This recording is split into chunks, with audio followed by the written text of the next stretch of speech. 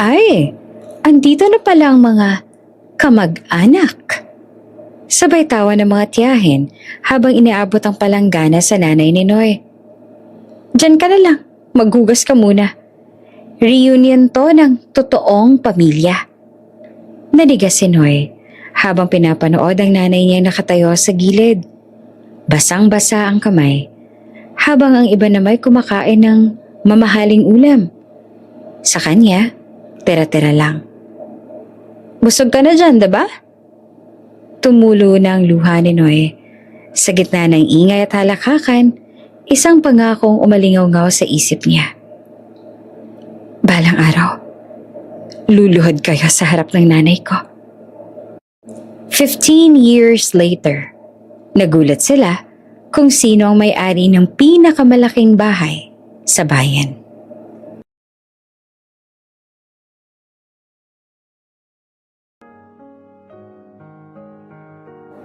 Maaga pa lang, parang may mabigat na nakapatong sa dibdib ni Noy. Naroon siya sa may bintana ng maliit na lang bahay. Nakatanaw sa kalsadang putik-putik dahil may kagagaling lang ng ulan. Sa labas may mga batang naglalaro, tumatawa, tila walang problema sa mundo.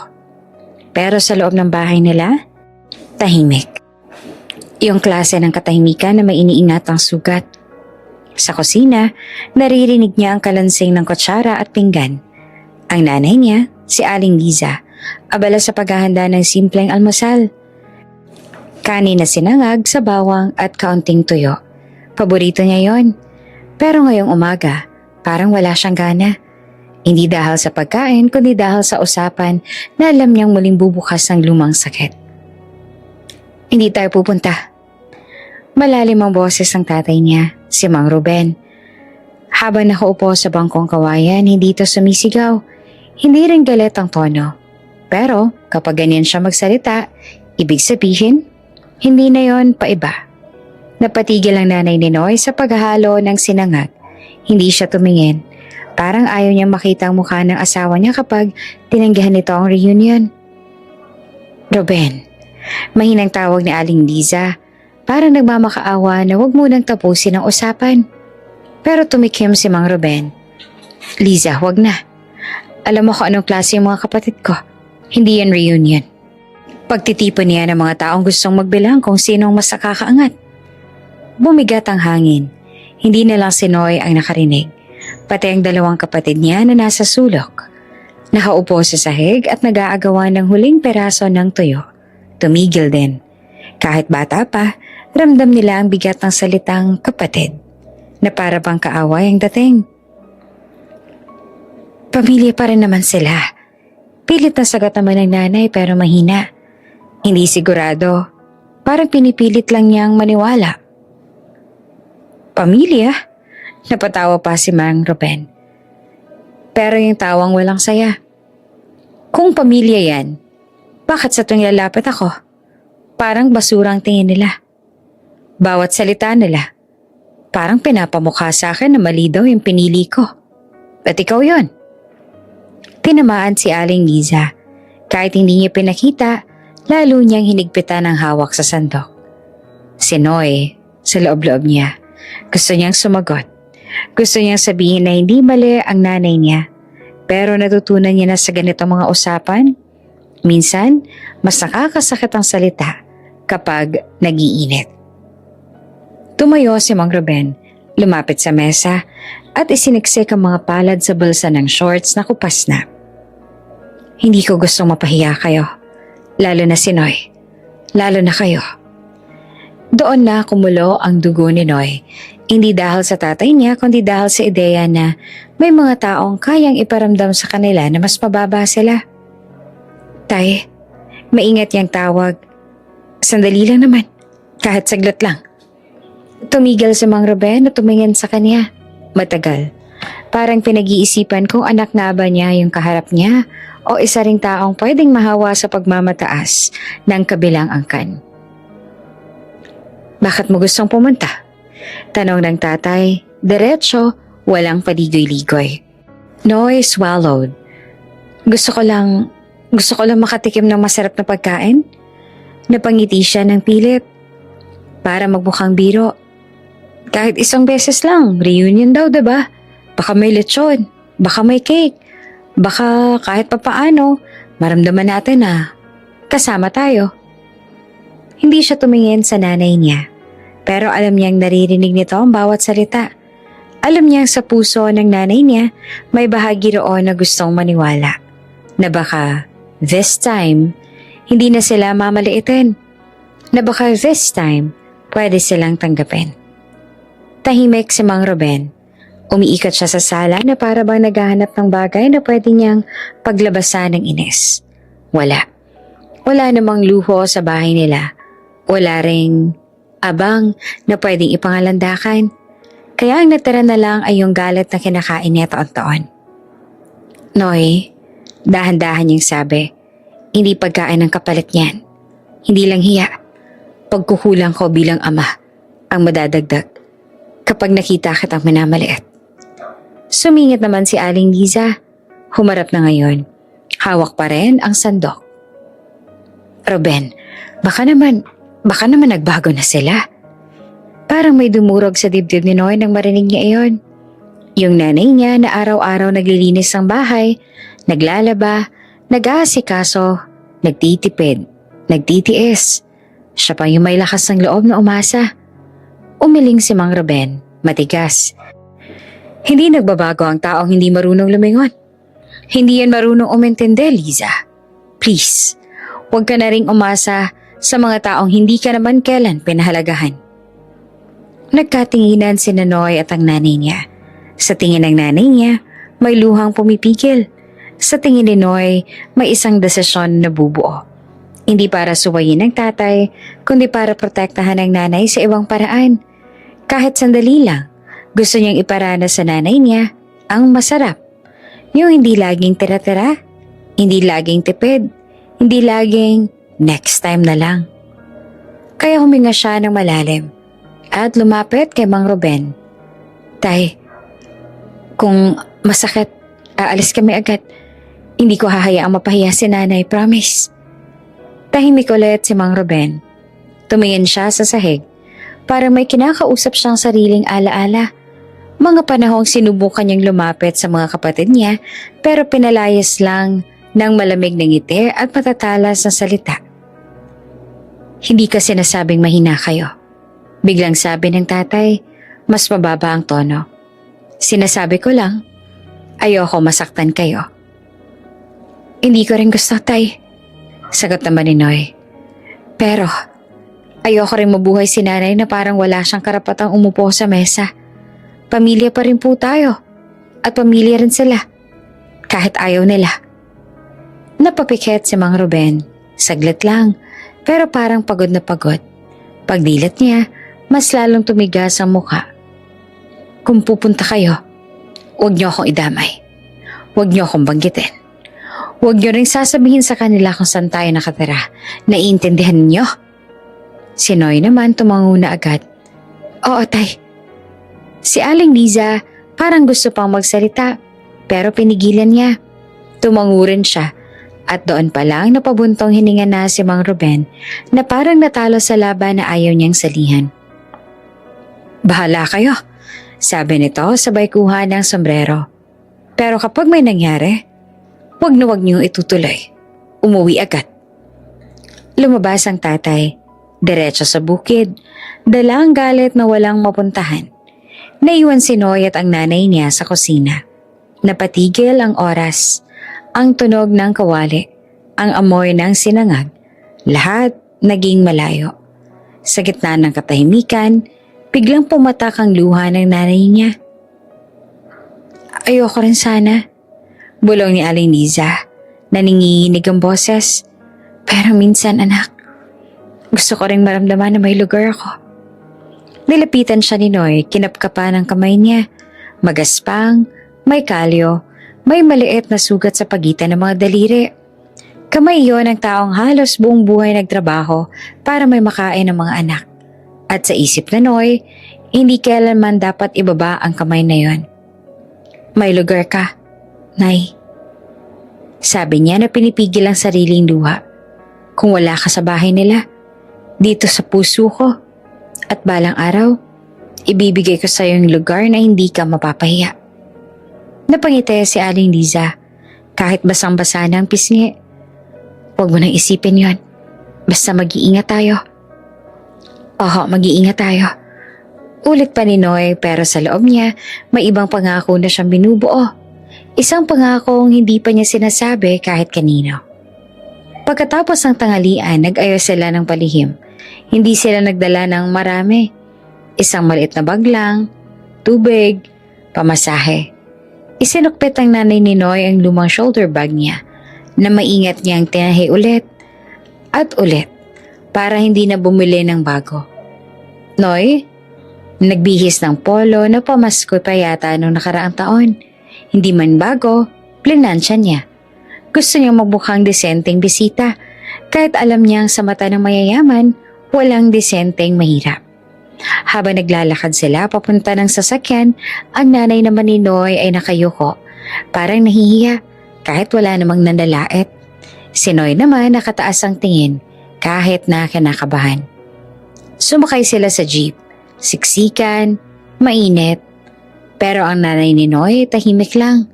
Hawak ang kamay ni Noy na parang bata ang ayaw mawala. Si Noy nakatanaw sa kalsada. Pinapanood ang unti-unting pagbabago ng paligid.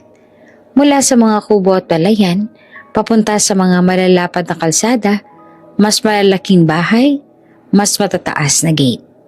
Hanggang sa huminto ang jeep sa harap ng isang bakod na parang pader ng kuta. May malaking tarangkahang bakal.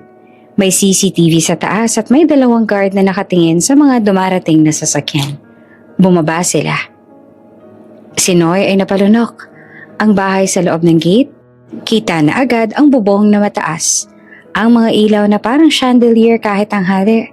At ang mga sasakyang nakaparada na hindi niya kabisado ang brand. Sa loob may halakhakan, may tugtog, may amoy na masasarap na ulam na tumatagos hanggang gate. Tumigil ang nanay ni Noy. Hawak pa rin ang kamay niya. Anak, bulong nito na nanginginig. Baka mali. Huwag kang matakot, Nay. Sagot naman ni Noy, kahit siya mismo ay nanginginig na rin. Sandali lang, kain lang tayo tapos uwi. Lumapit sila sa gate. Isang guard ang sumipat sa kanila mula ulo hanggang paa. Sino po kayo? Tanong. Hindi bastos pero malamig. Huminga si Noy. Inimbitahan po kami. Reunion po ng pamilya. Ng mga... Naputol siya. Hindi niya alam kung anong apelido ang gagamitin para hindi madamay ang tatay. Anak ni Ruben. Mahinang sabi ng nanay. Halos hindi marinig. Nag-iba naman ang tingin ng guard. Parang may naaalala. Parang may iniisip. Ah, sabi nito. Sabay buksan ng maliit na pinto sa gilid ng gate. Sige po, doon po kayo sa likod dumaan. Marami pa po kasing bisita sa harap. Sa likod, napatingin si Noy sa nanay niya. Sali pa lang pero may kakaibang kaba na agad siyang naramdaman. Bakit sa likod? Bakit hindi sa main entrance? Pero hindi pa siya nakakasagot sa sarili niya nang marinig niyang isang boses sa loob. Malakas, matinis, may halong tawa. Uy, dumating na pala sila. Buti naman, may kulang pa tayong tagalinis dito. Nanlamig si Noy at doon sa unang hakbang pa lang sa loob ng bakod, nagsimulang magbago ang mundo niya. Hindi dahil sa ganda ng bahay, kundi dahil sa bigat ng pagtanggap na hindi sila bisita, kundi gamit. Pagkapasok pa lang nila sa bakuran, ramdam na ni Noy na mali ang lahat. Hindi sila sinalubong ng yakap. Walang kamusta ni kayo. Walang ngiti na parang matagal kang hinintay. Sa halip, mga matang mabilis sumipat mula ulo hanggang paa. Parang sinusukat kung anong klase ng problemang pumasok sa loob ng bakod. Ang bakuran ay malawak, sementado, may fountain sa gitna at mga mesa na puno ng pagkain sa bandang kanan. May mga pinsan siyang nakabihis ng maayos. May hawak na cellphone, nagtatawanan habang nagsiselfie. Sa gitna ng ingay at halakhakan, si Noy at ang nanay niya ay parang multong biglang sumulpot. Hindi inaasahan, hindi gustong makita. Uy, andito na pala sila. Isang babae ang lumapit, matangkad, nakablawas sa mamahalin at may hikaw na kumikislap sa araw. si Cha Corazon. Nakilala siya ni Noy agad kahit matagal niya nang hindi nakikita. Siya ang tiyaheng madalas ikwento ng tatay, ang pinaka-matapobre sa magkakapatid.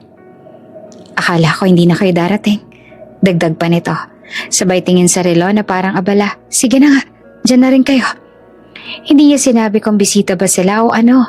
Basta naroon sila. Mahigpit ang hawak ni Noy sa kamay ng nanay niya. Ramdam niya ang panginginig nito. Hindi dahil sa lamig, kundi sa kaba. Upo po muna kami.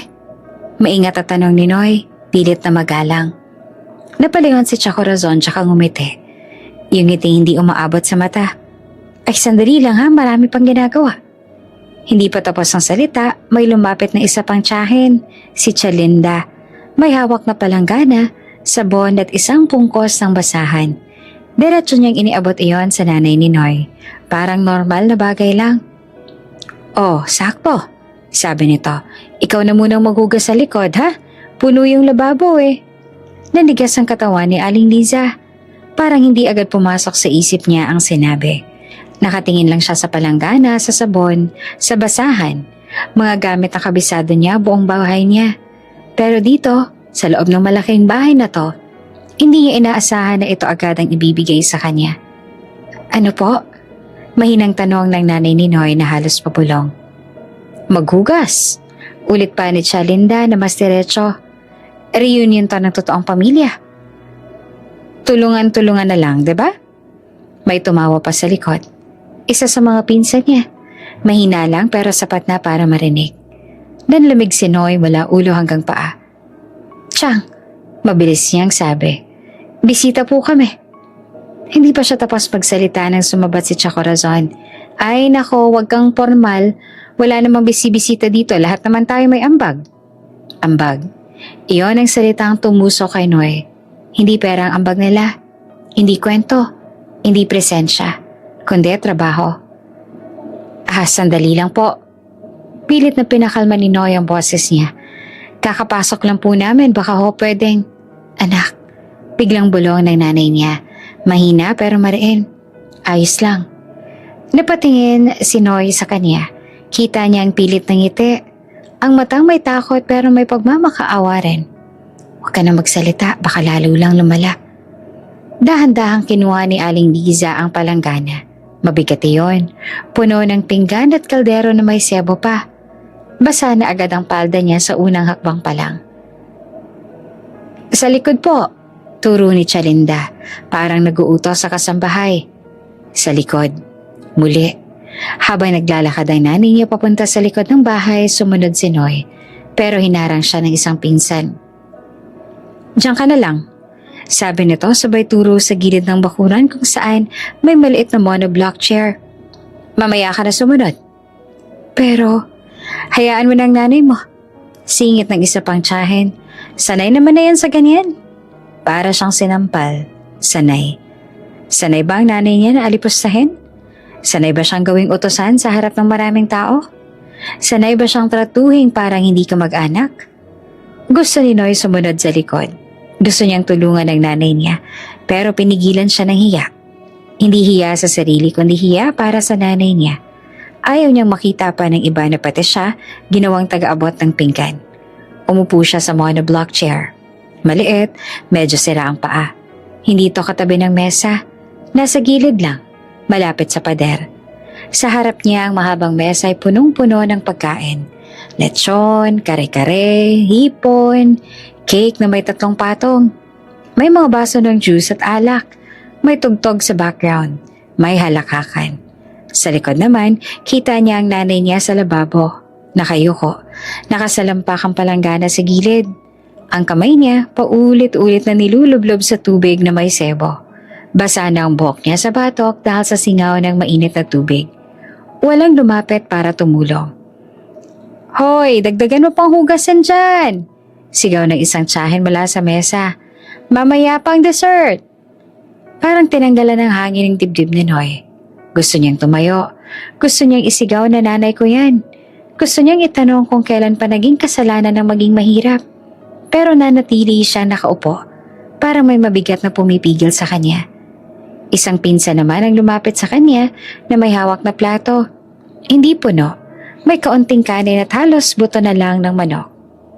"Oh, sa'yo," sabi nito na parang nag-aabot ng tira sa aso.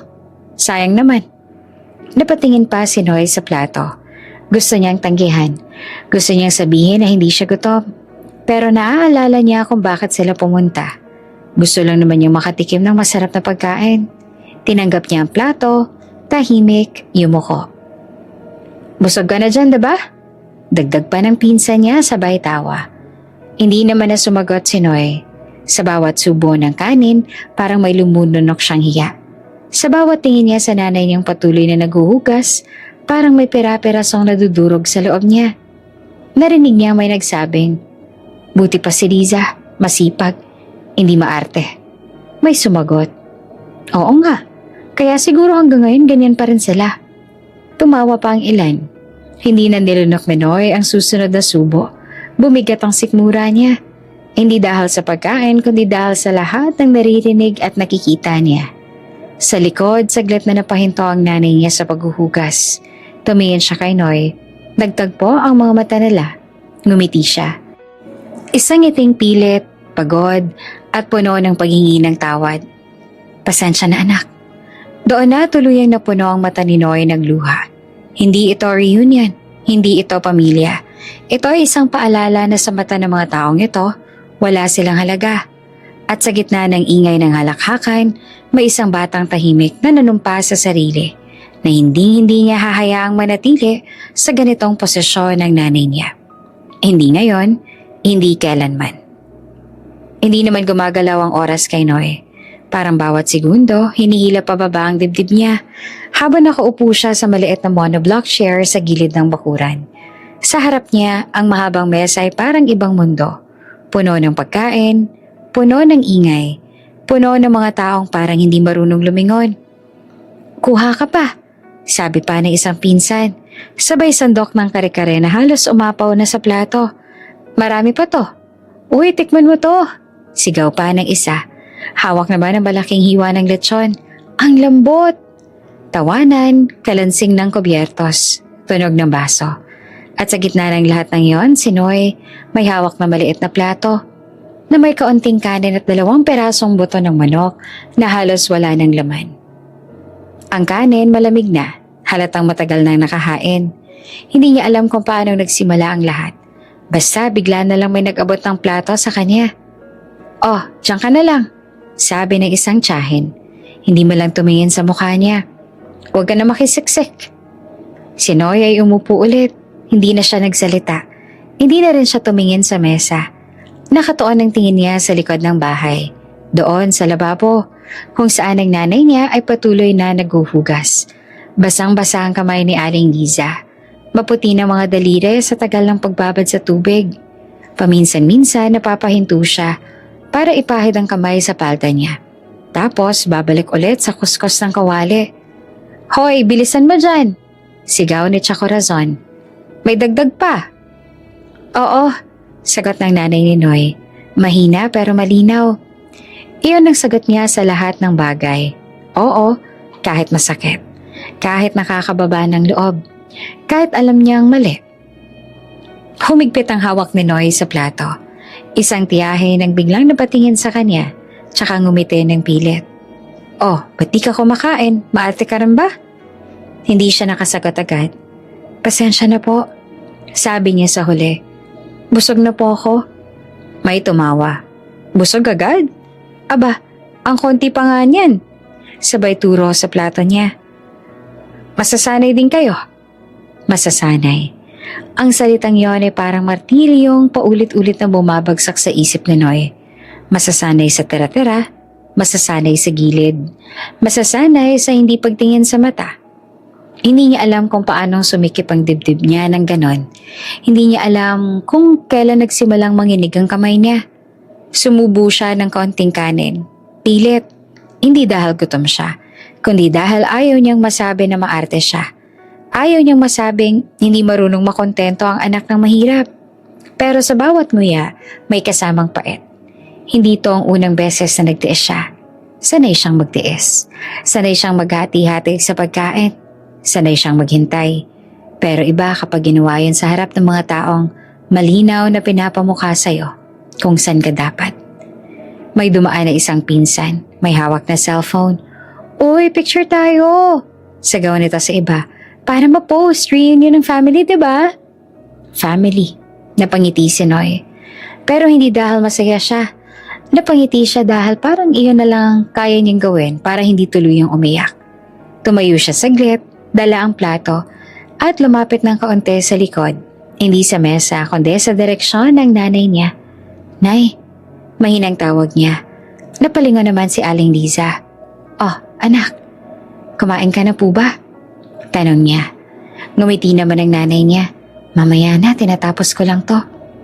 Alam niyang hindi totoo. Alam niyang mamaya, baka tira-tira na lang din ang makain ng nanay niya. O baka wala na. Oh, ba't ka na riyan? Sigaw ng isang tiyahin.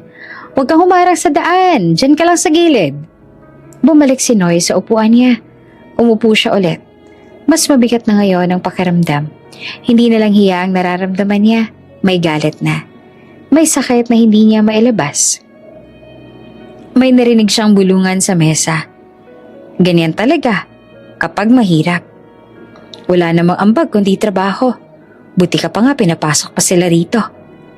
Pinikit ni Noy ang mata niya ng pilit. Pero kahit nakapikit, nakikita niya pa rin ang nanay niya.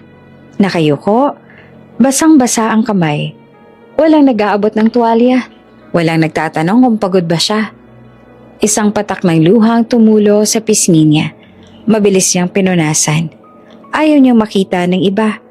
Ayaw niyang bigyan sila ng dahilan para pagtawanan siya. Pero sa loob niya, may isang tanong na paulit-ulit. Ganito ba talaga ang halaga namin? Biglang may lumapit na bata. Isang mas batang pinsan, tahimik, may hawak na baso ng juice. Kuya, sabi nito na mahina. Gusto mo? Nagulat naman si Noy. Ngumiti siya ng kaunti. Salamat. Tinanggap niya ang baso. Uminom siya, matamis. Hindi dahil sa juice kundi dahil may isang taong kahit bata nakakita sa kanya bilang tao. Pero agad ding may sumigaw. Hoy! Bakit mo binibigay yan dyan? Para yan sa bisita. Si Noy ay napatawan na lang sa loob-loob niya. Hindi pala sila bisita. Ibinalik niya ang baso sa bata. Ayos lang, sabi niya. Bumalik naman ang bata sa mesa. Yumuko ang ulo. Tahimik ulit ang paligid para kay Noy. Kahit maingay sa pandinig. Sa likod, natapos na sa wakas ang paghuhugas ng nanay niya. Pinunasan niya ang kamay niya sa lumang bimpo na ibinigay ng isang kasambahay. Kita ni Noy ang pamumula ng balat nito. Lumapit ang nanay niya sa kanya. Anak, bulong nito. Uwi na tayo mamaya. Tumango si Noy. Hindi siya nagsalita. Baka kapag nagsalita siya, tuluyan na siyang umiyak. Habang pinagmamasdan niya mga taong patuloy na kumakain, nagtatawanan na tila walang pakialam, may isang bagay na malinaw sa kanya. Hindi ito ang huling beses na mararamdaman niya ang ganitong sakit. Pero sisiguraduhin niyang ito na ang huli na makikita niyang ganito ang nanay niya. Tahimik siyang humigpit ang kamao sa ilalim ng mesa. Sa likod ng lahat ng ingay, sa gitna ng mga salitang masasanay din kayo, may isang batang hindi sumagot. Pero may isang pusong nagsimulang magdesisyon. Hindi na kinaya ni Noy. Tumayo siya mula sa monoblock chair na parang may mabigat na humila sa dibdib niya. Iniwan niya ang maliit na plato sa gilid. Hindi niya na kayang tumingin pa sa tira-tirang pagkain. Tahimik siyang naglakad papasok sa bahay. Hindi pinapansin ang mga mata na sumilip sa kanya na parang nagtataka kung saan pupunta ang batang walang ambag. Sa loob ng bahay, mas malamig. Malamig ang tiles, malamig ang ilaw, malamig ang hangin. Pero ang dibdib niya, parang nasusunog. Hinahanap niya ang banyo. Isang kasambahayang nadaanan niya pero hindi siya tinanong. Siguro sanay na rin ang lahat ng mga tulad niya ay hindi tinatanong. Pagpasok niya sa banyo, sinara niya ang pinto at agad na isinandal ang noo sa malamig na salamin. Doon pa lang bumigay ang tuhod niya. Tahimik muna. 1 segundo, 2. Tapos biglang bumuhos ang luha. Tinakpan niya ang bibig niya ng kamay para hindi marinig ang hagulgol. Ayaw niyang may makarinig. Ayaw niyang may makakita na umiiyak ang anak ng tagahugas. Pero kahit anong pigil niya, nanginginig ang balikat niya. At ang luha, tuloy-tuloy. Sa labas ang pinto, rinig na rinig pa rin niya ang ingay. Ang saya ng reunion, ano? Matagal na tayo hindi nagkita. Uy, kuha pa kayo, marami pa. Parang may kumakapit sa puso niya sa bawat tawanan. Ganito pala yon, sa isip na Noy. Ganito pala kapag malinaw sa lahat kung sino ang may halaga at sinong wala. Umupo siya sa takip ng inodoro, nakatungo, hawak ang ulo. Hindi niya maipaliwanag ang bigat. Hindi lang naman ito tungkol sa pagkain o sa palanggana o sa upuan sa gilid. Ito ay tungkol sa paningin, sa paraan ng pagtitig sa kanila, sa paraan ng pagsasalita na parang hindi sila kabilang. Pumikit siya. Sa isip niya, pumasok ang larawan ng nanay niya. Nakayuko sa lababo, basang-basa ang kamay, pilit nang humingiti kahit napapagod na. Naaalala niya kung paano ito gumigising ng maaga para magluto, kung paano ito nagtitipid sa sarili para may pambaon ng mga anak, kung paano ito hindi kailanman nagreklamo kahit masakit na ang likod. Hindi niya deserve to. Mariing bulong sa isip ni Noy. May narinig siyang yabag sa labas ng banyo. Mga boses na nag-uusap. Nasaan yung bata? Ewan, baka nagtatampo. Hayaan mo na. Ganyan talaga kapag hindi sanay. Napangiti si Noy sa gitna ng luha.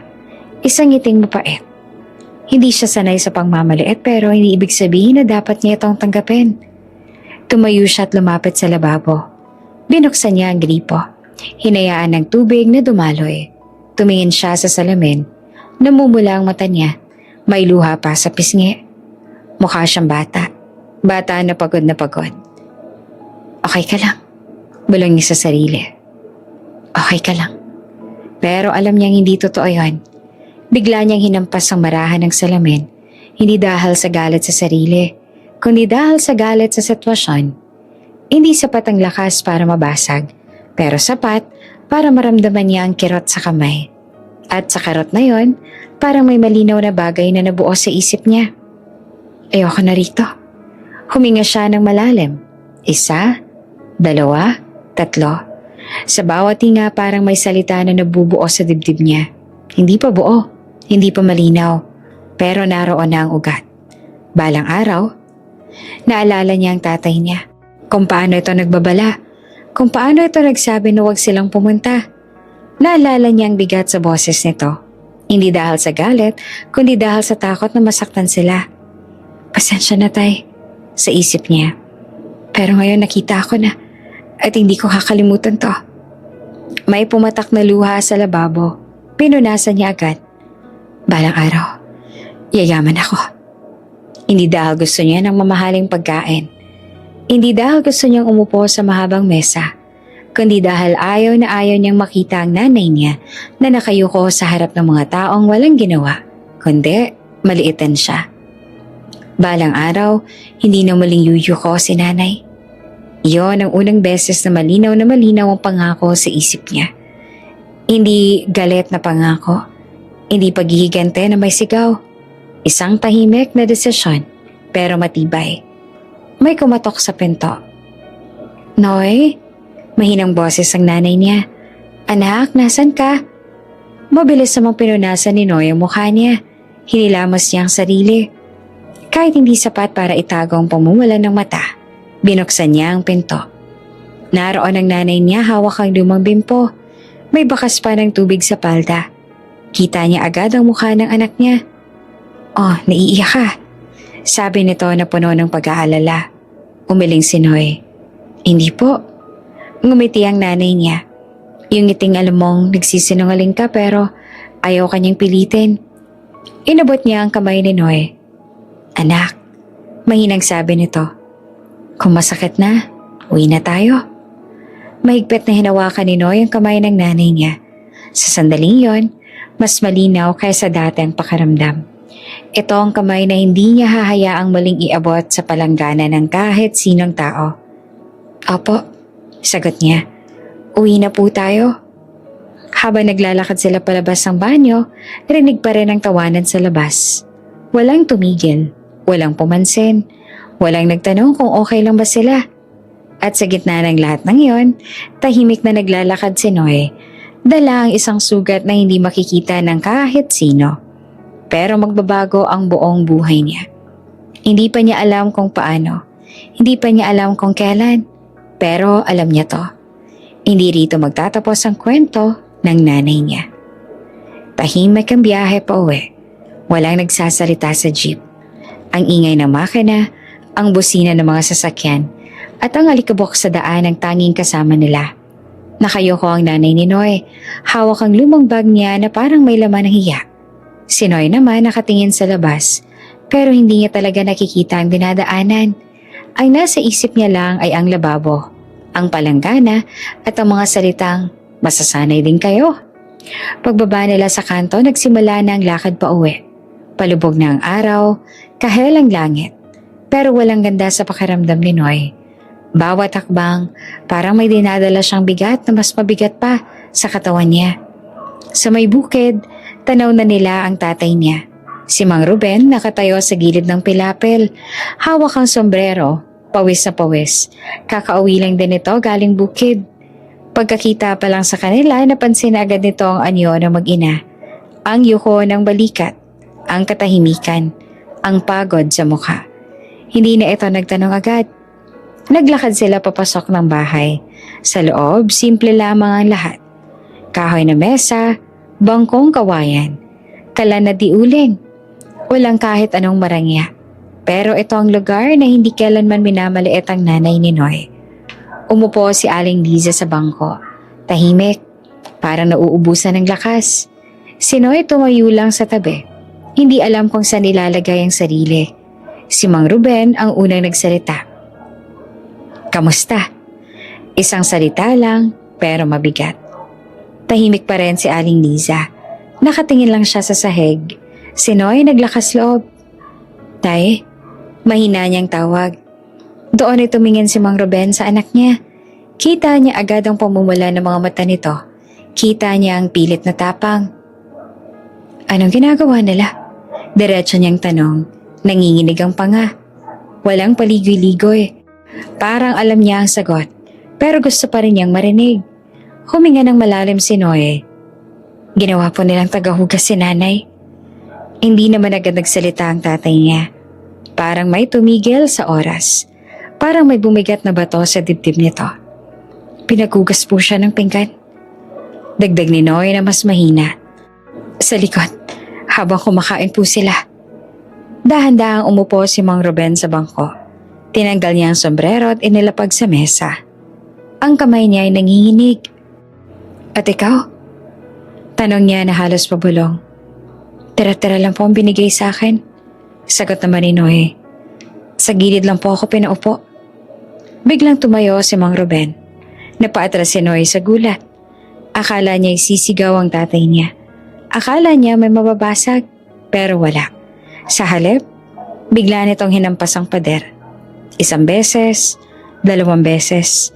Hindi malakas para masira ang bahay, pero sapat na para manginig ang kahoy. "Kasalanan ko." Mariin itong sabi. "Kasalanan ko to." "Tay," singit naman ni Aling Liza na tumayo na rin. "Hindi." Putol pa ni Mang Ruben. "Huwag mo akong pigilan. Ako ang nagdala sa'yo sa buhay na to. Akong pumili sa'yo kahit alam kong itatakol nila tayo. At akong pumayag na pumunta kayo roon kahit alam kong masasaktan kayo." Namumula ang mata niya, pero hindi dahil sa luha, kundi dahil sa galit. Galit sa sarili. "Sinabi ko na sa inyo." Patuloy niya na nanginginig ang boses. "Sinabi ko na huwag na kayong pumunta, pero hinayaan ko pa rin. Hinayaan ko mangyari to." Nilapitan siya ni Aling Liza at hinawakan ang braso. "Ruben, huwag mong sisihin ang sarili mo. Hindi mo kasalanan na masamang ugali nila." Bumitaw si Mang Ruben sa hawak niya at umupo ulit. Parang biglang nawala ng lakas. "Hindi mo alam." Mahina niyang sabi, nakatungo. "Ilang beses ko na silang nilapitan dati. Ilang beses ako nagpakumbaba. Pero palagi akong tinitingnan na parang wala akong kwenta. Akala ko kaya ko na. Akala ko kakayanin ko pa rin. Pero nung nalaman kong pati kayo, pati ikaw, Liza, ginawa nilang parang katulong. Hindi niya na natapos ang salita. Humigpit ang kamao niya sa mesa. Tahimik si Noe. Sa unang pagkakataon nakita niya ang tatay niya, hindi bilang haligi, kundi bilang taong sugatan din. Tay, sabi ni Noe na dahan-dahan, hindi po kayo mahina. Napatingin naman si Mang Ruben sa kanya. Kayo po ang dahilan kung bakit hindi sumuko si nanay. Patuloy pa ni Noe. At kung bakit ako lalaban. Saglit na natahimik ang tatay niya. Tumingin siya sa anak niya na parang ngayon lang niya ito tunay na nakita. Huwag mong hayaang kainin ka ng galit, sabi ni Mang Ruben. Hindi ko gusto na lumaki kang may dalang sama ng loob. Umiling naman si Noy. Hindi po galit ay. Kung ganon ano. Huminga naman ng malalim. Pangako. Tahimik ulit ang paligid. Lumapit si Mang Ruben kay Aling Liza. Hinawakan ng kamay nito. Ang kamay na kanina lang ay nakababad sa sebo at tubig. Pasensya ka na, bulong niya. Hindi ko kayo naprotektahan. Umiling ang nanay ni Noy. Umiiyak na. Sapat na yung pinili mo kami. Sapat na yun. Mahigpit ang yakap nilang mag-asawa. Walang salitang kaya magpaliwanag sa bigat at sakit. Pero may pag-unawa. Pagkatapos ng sandaling iyon, tumayo si Mang Ruben at tumingin sa mag-ina. Makinig kayo sa akin. Mariin niyang sabi. Huwag na kayong lalapit sa mga kamag-anak na yon. Kahit na kailan.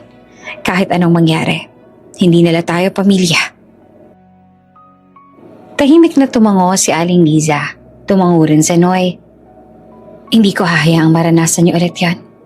Dagdag ng tatay niya. Kahit maghirap tayo. Kahit asin at kamote lang ang ulam. Dito may dignidad tayo. Sa gabing iyon, simple lang ang hapunan. Kanin at tuyo. Walang imik, pero sa bawat subo, may kakaibang bigat at kakaibang lakas. Sa loob ng maliit na bahay, 3 taong sugatan, pero mas buo kesa kailanman. At sa isip ni Noy, malinaw na malinaw ang isang bagay. Hindi niya hahayaang manatiling ganito ang buhay nila. Hindi dahil sa galit, kundi dahil sa pagmamahal. Lumipas sa mga araw na parang walang nangyari. Pero alam ng bawat isa sa loob ng bahay na may sugat na hindi basta mawawala. Bumalik sa dati ang takbo ng buhay nila. Maagang gumigising si Mang Ruben para magbukid. Si Aling Liza naman abala sa bahay. Luto, laba, ayos ang mga damit na paulit-ulit na ang tinahi. Si Noy at ang dalawa niya namang kapatid balik eskwela. Balik sa mga gawain na parang normal lang ang lahat. Pero hindi na talaga normal. Ang mga gabing tahimik si Mang Ruben. Mas tahimik kaysa dati. May mga umagang nahuhuli ni Noy ang nanay niya na nakatulala sa bintana. Hawak ang tasa ng kape na malamig na at tuwing napapadaan sa isip ni Noy ang lababo sa malaking bahay, parang may kumikirot sa dibdib niya. Isang hapon, umulan ng malakas. Tumulo ang bubong sa may kusina. Gaya ng dati, naglagay si Aling Liza ng palanggana sa sahig. Sanay na. Ang tunog ng patak ng tubig ay kasabay ng pagkulo ng kamote sa kalan. Anak, kain na, tawag ng nanay niya. Nagsilapitan na magkakapatid sa mesa. Walang ulam na karne, kamote lang. May kaunting asin sa maliit na platito. Simple, walang reklamo. Umupo si Noy at kinuha ang isang peraso ng kamote. Mainit pa. Pinagulong-gulong niya muna sa palad bago kinagat. Uy, bigla niyang sabi, kunwaring seryoso. Lechon to ah. Napatingin naman ng bunso. Talaga? Oo, sagot ni Noy sabay ngiti. Kamote lechon, special to, pang reunion. Tumawa pa ang kapatid niya. Mahina muna tapos ay malakas. Kahit si Mang Ruben, napangiti sa gilid ng mesa kahit halatang pagod. Ganyan palang lechon ang mahihirap. Biro ng gitnang kapatid, sabay kagat ng kamote. Mas matamis, mas masarap. Dagdag pa ni Noy, kasi walang halong yabang. Tawanan pa sila ulit. Sa kusina nakatayo si Aling Liza. Nakikinig lang siya. Ngumiti siya habang pinagmamasan ang mga anak niya na nagtatawanan sa harap ng simpleng hapag. Sa mata ng iba, baka katawa-tawa ang eksena. Kamote lang, walang ulam. Pero sa kanya, ito ang pilit na tapang ng mga anak niya. Pagkatapos kumain, nagligpit ang magkakapatid. Nagkanya-kanya sila ng gawain. Si Noy nag-igib ng tubig. Ang bunso nagwalis. Ang gitna nagligpit ng pinggan. Pagkasara ng pinto ng kwarto ng mga bata, doon lang bumigay si Aling Liza. Umupo siya sa bangko sa kusina. Tahimik. Hinawakan niya ang apron niya at doon bumuhos ang luha. Hindi siya umiyak sa harap ng mga anak niya. Hindi niya kailanman ginawa iyon. Pero sa sandaling iyon, hindi niya na napigilan. Lechon to. Ulit-ulit sa isip niya ang biro ni Noy. Alam niya ginagawa lang iyon ng anak niya para gumaan ang pakiramdam ng lahat. Para hindi maramdaman ng mga kapatid niya ang kakulangan. Para hindi mabigat ang hapunan. Pero bilang ina, alam niya ang katotohanan na hindi lechon ang kamote, na hindi sapat ang asin, na may mga bagay na hindi dapat maranasan ng anak niya. Tahimik siyang humikbi, pilit pinipigilan ang tunog. Ayaw niyang marinig ni Mang Ruben na noon ay nag-aayos sa mga gamit sa labas. Pasensya na mga anak. Bulong niya sa sarili. Ito lang ang kaya ko. Sa labas, sinatamaan ng ulan ng bubong. Tumutulo pa rin ang kusina. Hindi pa rin sapat ang palanggana. Sa kabilang kwarto, nakahiga si Noy, nakatingin sa kisame. Naririnig niya ang ulan. Naririnig niya ang mahinang hikbe ng nanay niya kahit pilit ito ang tinatago. Pumikit si Noy. Ayoko umiiyak si nanay dahil sa pagkain. Isip niya. Ayokong gawing biro ang gutom para lang hindi kami masaktan. Naalala niya ang mesa sa malaking bahay. Puno ng ulam. Puno ng tao. Puno ng halakhakan. At naaalala niya ang nanay niyang nakayuko sa lababo. Humigpit ang kamao niya sa gilid ng banig. Hindi siya galit, hindi siya naiinggit. Pero malinaw sa kanya na may mali sa mundo. At balang araw, sisikapin niyang ituwid iyon sa paraan na kaya niya. Kinabukasan, ganito ulit ang ulam. Kanin at kamote. Kinabukasan ulit, ganito pa rin. Minsan may tuyo. Minsan may itlog kung may extra. Minsan, asin lang talaga. At sa bawat hapunan, hindi nawawala ang biro ni Noy. Oh, kain na kayo, lechon ulit. Tatawa ang mga kapatid. Tatawa si Mang Ruben. Kahit sandali lang. At sa likod ng mga tawa, laging may luha ang nanay. Luha ng sakit, pero luha rin ng pagmamahal. Isang gabi, habang nag-aayos ng higaan, lumapit si Mang Ruben kay Noy. Anak, mahina niyang sabi. Salamat. Para saan po? Tanong ni Noy. Sa pagiging matatag. Sagot ng tatay niya. Alam kong hindi madali, pero pinapagaan mo ang loob ng mga kapatid mo. Ngumiti naman si Noy. Hindi po ako matatag, tay. Ayoko lang pong sumuko. Tumango si Mang Ruben. At iyon ang mas mahalaga. Sa gabing iyon, bago matulog, tumingala si Noy sa bubong na may bahid ng tubig. Iniisip niya ang kinabukasan. Hindi malinaw. Hindi tiyak. Pero may isang bagay na sigurado. Hindi habang buhay, kamote ang magiging ulam nila. Hindi habang buhay, biro lang ang pangarap. At balang araw ang nanay niya na umiiyak sa kusina habang nagtatawanan ang mga anak ay iiyak na rin. Pero sa tuwa. Maagang-maaga pa lang gising na si Noy. Hindi pa sumisikat ang araw, nasa labas na siya ng bahay. Nag-aayos ng tsinelas at tinahanda ang sarili para pumasok sa eskwela. Nakabukas na ang lumang bag niya. May 2 notebook, lapis na pudpud na, at baong tinapay na pinahiran lang ng asukal. Masaya na siya. May quiz sila sa math. Paborito niya iyon. Buong gabi siyang nag-review kahit mahina ang ilaw. Kahit masakit na ang mata, hindi siya tumigil. Para kay Noy, ang pag-aaral ang tanging lugar kung saan pantay-pantay ang lahat. Kahit mahirap ka, basta marunong ka, may halaga ka. Anak, napalingon siya. Nakatayo si Mang Ruben sa pintuan, hawak ang sombrero. Hindi ito nakangiti. Hindi rin galit. Pero may bigat ang tindig. Yung tindig ng desisyong matagal nang iniisip.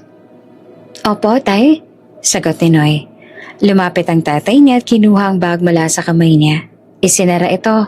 Maingat, pero mariin. Hindi ka muna papasok. Sabi nito. Nanlaki ang mata ni Noy. Po, sa bukid ka muna sasama sa akin. Dagdag pa ni Mang Ruben. Marami tayong kailangang tapusin. Tahimik lamang si Noy. Akala niya, isang araw lang. Isang absent lang. Kaya tumango siya. Opo. Lumabas sila ng bahay. Habang naglalakad papunta sa bukid, tahimik ang paligid. Ang tanging tunog lang ay ang huni ng ibon at ang yabag ng tsinelas sa lupa. Tay, maingat na tanong ni Noy. Mamaya po ba pwede na po akong pumasok? Hindi naman agad sumagot ang tatay niya. Hindi muna, sabi nito sa huli. Matagal na. Parang may bumagsak sa dibdib ni Noy. Po, ulit niya na halos hindi marinig ang boses. Huminto si Mang Ruben. Humarap siya sa anak niya. Sa unang pagkakataon, nakita ni Noy ang takot sa mata ng tatay niya.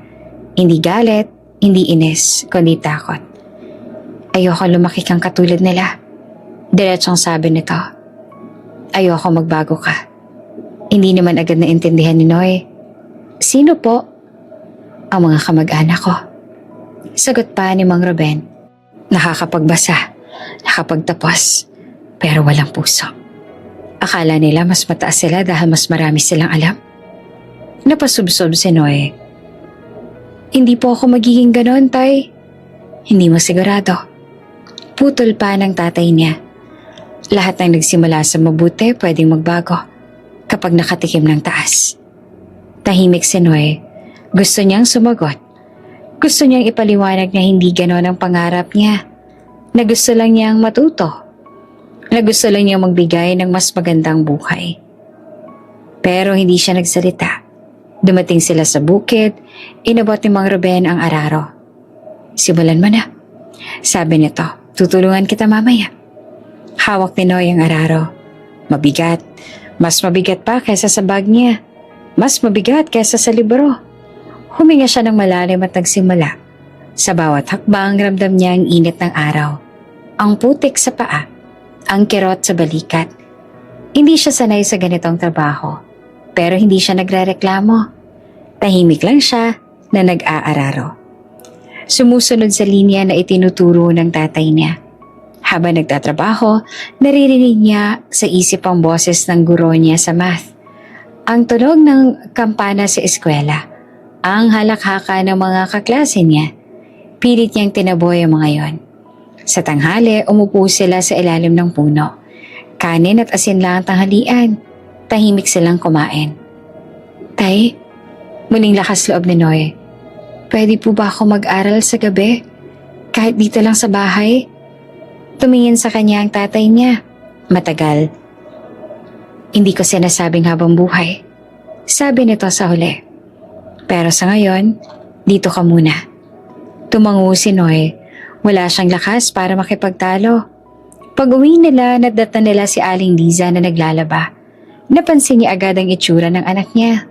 Pagod, may putik sa paa, may kalyo sa kamay. Bakit hindi ka pumasok? Tanong niya na puno ng pag-aalala. Tumulong po ako kay tatay. Sagot ni Noy, pilit nang umingiti. Hindi na siya nagtanong pa. Pero ng gabing iyon, narinig ni Noy ang mahinang pagtatalo ng mga magulang niya sa kusina. Ruben, mali yan. Sabi ng nanay niya. Gusto niyang mag-aral. Ayoko maging mapangmatang anak ko. Sagot ng tatay niya. Ayoko makita niyang mababang iba kapag nakakaangat na siya. Hindi edukasyon na gumagawa ng masama sa tao. Mariing sabi ni Aling Liza, kundi ugali. Tahimik si Mang Ruben. Kung takot ka, dugtong ng nanay niya, turuan mo siyang maging mabuti. Huwag mong pigilan ang pangarap niya.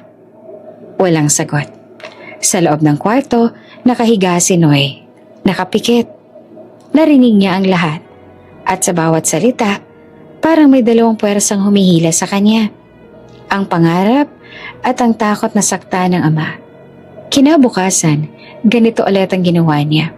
Bukid sa umaga, bukid sa tanghali, bukid hanggang hapon. Nagkakapaltos ng kamay niya. Sumisikip ang dibdib niya tuwing nakikita niya ang mga batang dumadaan pa uwi galing eskwela. Pero sa gabi, kapag tahimik na ang lahat, binubuksan niya ang notebook niya. Sa ilalim ng lampara, nagsusulat siya. Nagsosolve ng problema. Nagbabasa ng lumang libro na hiram lang sa guro. Oops! May break muna. Gusto mo bang ma-shoutout dito sa channel ni Ate Jane? Mag-comment lang ng lesson you learned from the latest story uploaded. Dahil pipili kami ng isang best comment of the day para i-shoutout sa susunod na upload. Kaya huwag kalimutang mag-iwan ng lesson you learned after you watch this video. Maraming salamat! Shoutout nga pala kina Feli Bautista from Saipan, Alicia Sacres from Taguig City, at Jocelyn Tansinco. Sa ating mga taga-subaybay, paki-comment naman po sa baba kung taga-saan kayo para alam ko kung hanggang saan umaabot ang mga kwento ni Ate Jane at para ma-shoutout ko kayo sa mga susunod pa nating mga kwento. Maraming salamat sa pakikinig.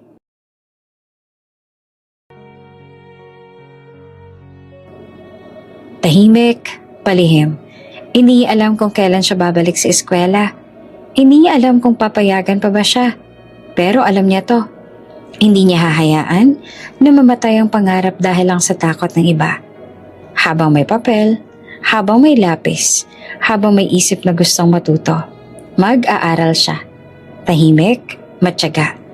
At balang araw, patutunayan niya sa tatay na ang edukasyon ay hindi naglalayo ng puso, kundi nagbibigay ng dahilan para mas magmahal. Dumating ang alok na hindi inaasahan. Isang hapon na akala ni Noy katulad lang ng iba, galing siya sa bukid. Pawis na pawis, may putik pa sa paa. Pagdating niya sa tindahan sa kanto para bumili ng asin, naroon si Mang Isko, kaibigan ng tatay niya noong kabataan, na matagal nang nanirirahan sa bayan. May maliit itong karinderya noon. Ngayon, narinig ni Noy, may koneksyon na raw sa isang restaurant na naghahanap ng mga trabahador. Uy, Noy! Bati ni Mang Isko sabay tapik sa balikat. Ikaw na pala to? Ang laki mo na! Opo, sagot naman ni Noy na magalang. Pinagmasdan siya ng matanda mula ulo hanggang paa. Aba, narinig ko mahusay ka raw sa eskwela. Napatingin si Noy sa lupa. Mahilig lang pong mag-aral. Sayang, sabi pa ni Mang Isko ang diretso. Sayang kung dito ka lang sa bukid. Nanahimik si Noy. Hindi niya alam kung saan papunta ang usapan, pero biglang bumilis ang tibok ng puso niya. Ganito ha? Dugtong ng matanda. May kakilala akong may-ari ng restaurant sa bayan. Naghahanap ng tagahugas, tagaligpit. Gabi ang trabaho, umaga. Pwede kang pumasok sa eskwela. Akong bahala sa tirahan. Siksikan pero may bubong. Parang may bumukas sa pinto sa isip ni Noy. Mag-aaral po ako? Tanong niya na halos pabulong. Oo, tumango si Mang Isko. Hindi libre lahat, magtatrabaho ka, pagod ka, pero makakapag-aral ka. Hindi na narinig ni Noy ang ibang salita. Sa isip niya, parang may liwanag na biglang sumindi. Hindi marangya, hindi madali, pero posible. Pag-isipan mo ha? Dagdag ni Mang Isko. Kung gusto mo, kausapin mo ang tatay mo. Tumango si Noy, nanginginig ang tuhod. Hindi sa takot kundi sa pag-asa. Pag-uwi niya, nadatnan niya si Mang Ruben sa labas, nag-aayos ng araro. Tahimik ang paligid. Ang araw papalubog na. Tay, tawag ni Noy na maingat. Napalingon naman ang tatay niya. Oh, ano? Huminga ng malalim si Noy. May alok po sa akin? Tumigil si Mang Ruben sa ginagawa. Anong alok? Kakilala po ni Mang Isko sa bayan. Pwede po daw po ako mag-aral doon pero magtatrabaho po ako sa gabi. Sa restaurant po, tagahugas. Hindi naman agad sumagot ang tatay niya. Parang bumigat ang hangin. Ang tunog ng kuliglig ay mas tumakas sa pandinig ni Noy. Tay, dagdag niya. Kaya ko naman po. Hindi po ako aasa. Gusto ko lang po sanang makabalik sa eskwela. Matagal na nakatingin si Mang Ruben sa lupa. Kita ni Noy ang pag-igting ng panga nito. Parang may dalawang boses na nag-aaway sa loob ng tatay niya. Ang takot at ang pagmamahal. Malayo ang bayan, sabi ni Mang Ruben sa huli. Maraming tao roon. Opo, sagot ni Noy. Pero may pangarap din po roon. Napatingin ang tatay niya sa kanya. At ang bukid? Tumutulong po ako. Pero tay, kahit po sa gabi lang ako magtrabaho, sa umaga, aaral. Tahimik ulit. Lumabas si Aling Liza hawak ang palanggana. Narinig niya ang huling bahagi ng usapan. Ruben, sabi niya na mahinahon. Pakinggan mo muna. Suminghap si Mang Ruben. Hindi ko sinasabing mali ang pangarap. Sabi niya, mababa ang boses. Natatakot lang ako. Natatakot din po ako. Sagot ni Noy, pero mas natatakot po ako manatiling ganito. Na walang sinusubukan. Napapikit ang tatay niya. Saglit lang. Pagdilat niya may lungkot sa mata. Pag-isipan ko, sabi pa ni Mang Ruben. Iyon lang, walang oo, walang hindi. Sa gabing iyon, hindi makatulog si Noy. Nakatitig siya sa kisame. Iniisip ang bayan, ang eskwela, ang trabaho, ang pagod. Iniisip din niya ang tatay niya, ang mga sugat na ayaw nang mabuksan. Kinabukasan, naglakas loob ulit siya. Tay, sabi niya sa almusal, kailangan na po nila ng sagot. Hindi naman kumibo si Mang Ruben. Kumain lang siya ng kanin at asin. Parang walang narinig. Ruben, singit ni Aling Liza. Hayaan mong subukan ng bata. Hindi pa rin nagsalita ang tatay niya. Tumayo siya, kinuha ang sombrero at lumabas papunta sa bukid. Iyon ang sagot. Wala. Mas masakit ang walang sagot kaysa sa pagtanggi. Lumipas ang maghapon na parang mabigat ang bawat oras. Si Noy nagtrabaho sa bukid pero hindi makafocus. Sa isip niya, paulit-ulit ang tanong. Aalis ba ako kahit hindi malinaw ang sagot ni tatay? Pagsapit ng hapon, dumaan ulit si Mang Isko.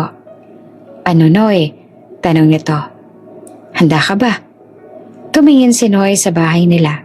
Sa kusina, sa bintana kung saan madalas sumayo ang nanay niya. Sa bakod na ilang beses niya nang inakyat nung bata pa siya. Opo, sagot niya sa huli. Handa po ako. Nasabi mo na ba sa tatay mo? Tumango si Noy. Di po siya sumagot. Tumango rin si Mang Isko. Minsan, ganyan talaga ang mga ama. Hindi dahil ayaw nila, kundi dahil masyado silang natatakot. Napalunok na lang si Noy. Aalis po ako bukas. Kinagabihan, nag-empake siya ng kaunting damit. 2 t-shirt, 1 pantalon. Notebook, lapis, lumang libro. Pumasok si Aling Liza sa kwarto. Sigurado ka? Tanong niya na nangingilid ang luha. Opo, Nay. Sagot ni Noy. Kailangan ko pong subukan. Mahigpit ang yakap nila. Sa labas, tahimik si Mang Ruben. Hindi siya pumasok. Hindi rin nagsalita. Bago matulog, sumilip si Noy sa labas. Nakita niya ang tatay niya sa bangko. Nakatingin sa dilim. Tay, mahinang tawag niya. Hindi tumingin si Mang Ruben, hindi rin sumagot. At doon, mas masakit. Hindi ang pag-alis, hindi ang pagod na darating, kundi ang katahimikan ng ama. Isang katahimikang puno ng takot at pagmamahal na hindi marunong magsalita. Kinabukasan, umalis si Noy papunta sa bayan. Hindi niya alam kung babalik ba siyang buo o wasak. Pero ito ang alam niya. Hindi na siya pwedeng manatili. Tahimik ang bahay ng gabing yon. Ibang klase ng katahimikan. Iyong mabigat sa dibdib. Nakabukas ang maliit na maleta ni Noy sa gilid ng banig. Kaunti lang naman ang laman. 2 t-shirt na kupas, 1 pantalon, lumang tuwalya, notebook na may punit ang gilid, lapis na pinagtapalan ng tape, at 1 libro na pahiram pa niya sa guro. Walang laruan. Walang sapatos na bago, pero bawat laman may bigat na parang paalala na aalis siya hindi dahil gusto niyang iwan ang pamilya, kundi dahil gusto niyang balikan sila ng mas may maibibigay. Sa kusina, abala si Aling Liza sa paghahanda ng hapunan. Kanin na tinolang may mas maraming sabaw kaysa sa laman. Pinilit niyang gawing normal ang kilos. Kumalansing ang sandok, umuusok ang kaldero, pero nanginginig ang kamay niya. "Nay," tawag ni Noy na mahina. "Hindi niyo po kailangang magluto ng marami." Ngumiti ang nanay niya, hindi tumingin. "Huling gabi mo dito," sagot nito. "Gusto kong kumain ka ng maayos." Umupo ang magkakapatid sa mesa, tahimik. Walang biro ng lechon na kamote ngayong gabi. Parang lahat may iniingatang luha. Kumain sila ng dahan-dahan. Sa bawat subo, parang may bumabara sa lalamunan ni Noy. Sa gilid ng mesa, si Mang Ruben ay nakaupo. Tahimik, nakatingin sa pinggan na parang hindi gutom. Hindi pa rin siya nagsasalita mula kanina. "Nay," biglang sabi ng bunso, "babalik ba si Kuya?" Ngumiti si Aling Liza at hinaplos ang ulo ng bata. "Oo naman, babalik siya." "Kailan?" tanong na gitnang kapatid. "Kapag handa na," sagot ng nanay. "Kapag may dala na siyang pangarap." Tumango ang bata, kahit hindi lubos na naiintindihan. Para sa kanila, si Noy ang ate at kuya na sabay ang nagtuturo, ang nagbibiro, ang umaalok kapag umuulan at tumutulo ang bubong. At ngayong gabi, parang may nawawalang haligi sa bahay. Pagkatapos kumain, nagligpit si Noy ng pinggan. Si Aling Liza nagpunas ang mesa. Nang matapos, pumasok ang nanay sa kwarto ni Noy at isinara ang pinto. Doon na bumigay ang luha. "Anak," bulong ni Aling Liza sabay yakap kay Noy ng mahigpit. Parang ayaw nang bumitaw. "Pasensya ka na." "Nay," sagot naman ni Noy na umiiyak rin, "wala po kayong dapat ipag-sorry. Kung naging sapat lang sana ako." Patuloy pa ng nanay, humahagulgol. "Kung may naibigay lang sana ako mas maayos, hindi ka na sana aalis ng ganito." Umaling si Noy at niyakap mo lalo ang nanay niya. "Hindi naman po ako aalis dahil kulang kayo. Aalis po ako dahil sobra pong ibinigay ninyo." Saglit silang nanatiling magkayakap. Ang luha ni Aling Liza ay tumulo sa balikat ni Noy. Basang-basa ang damit niya, pero hindi niya iyon ininda. Parang gusto niyang dalhin ang luha na yon bilang paalala kung bakit siya lalaban.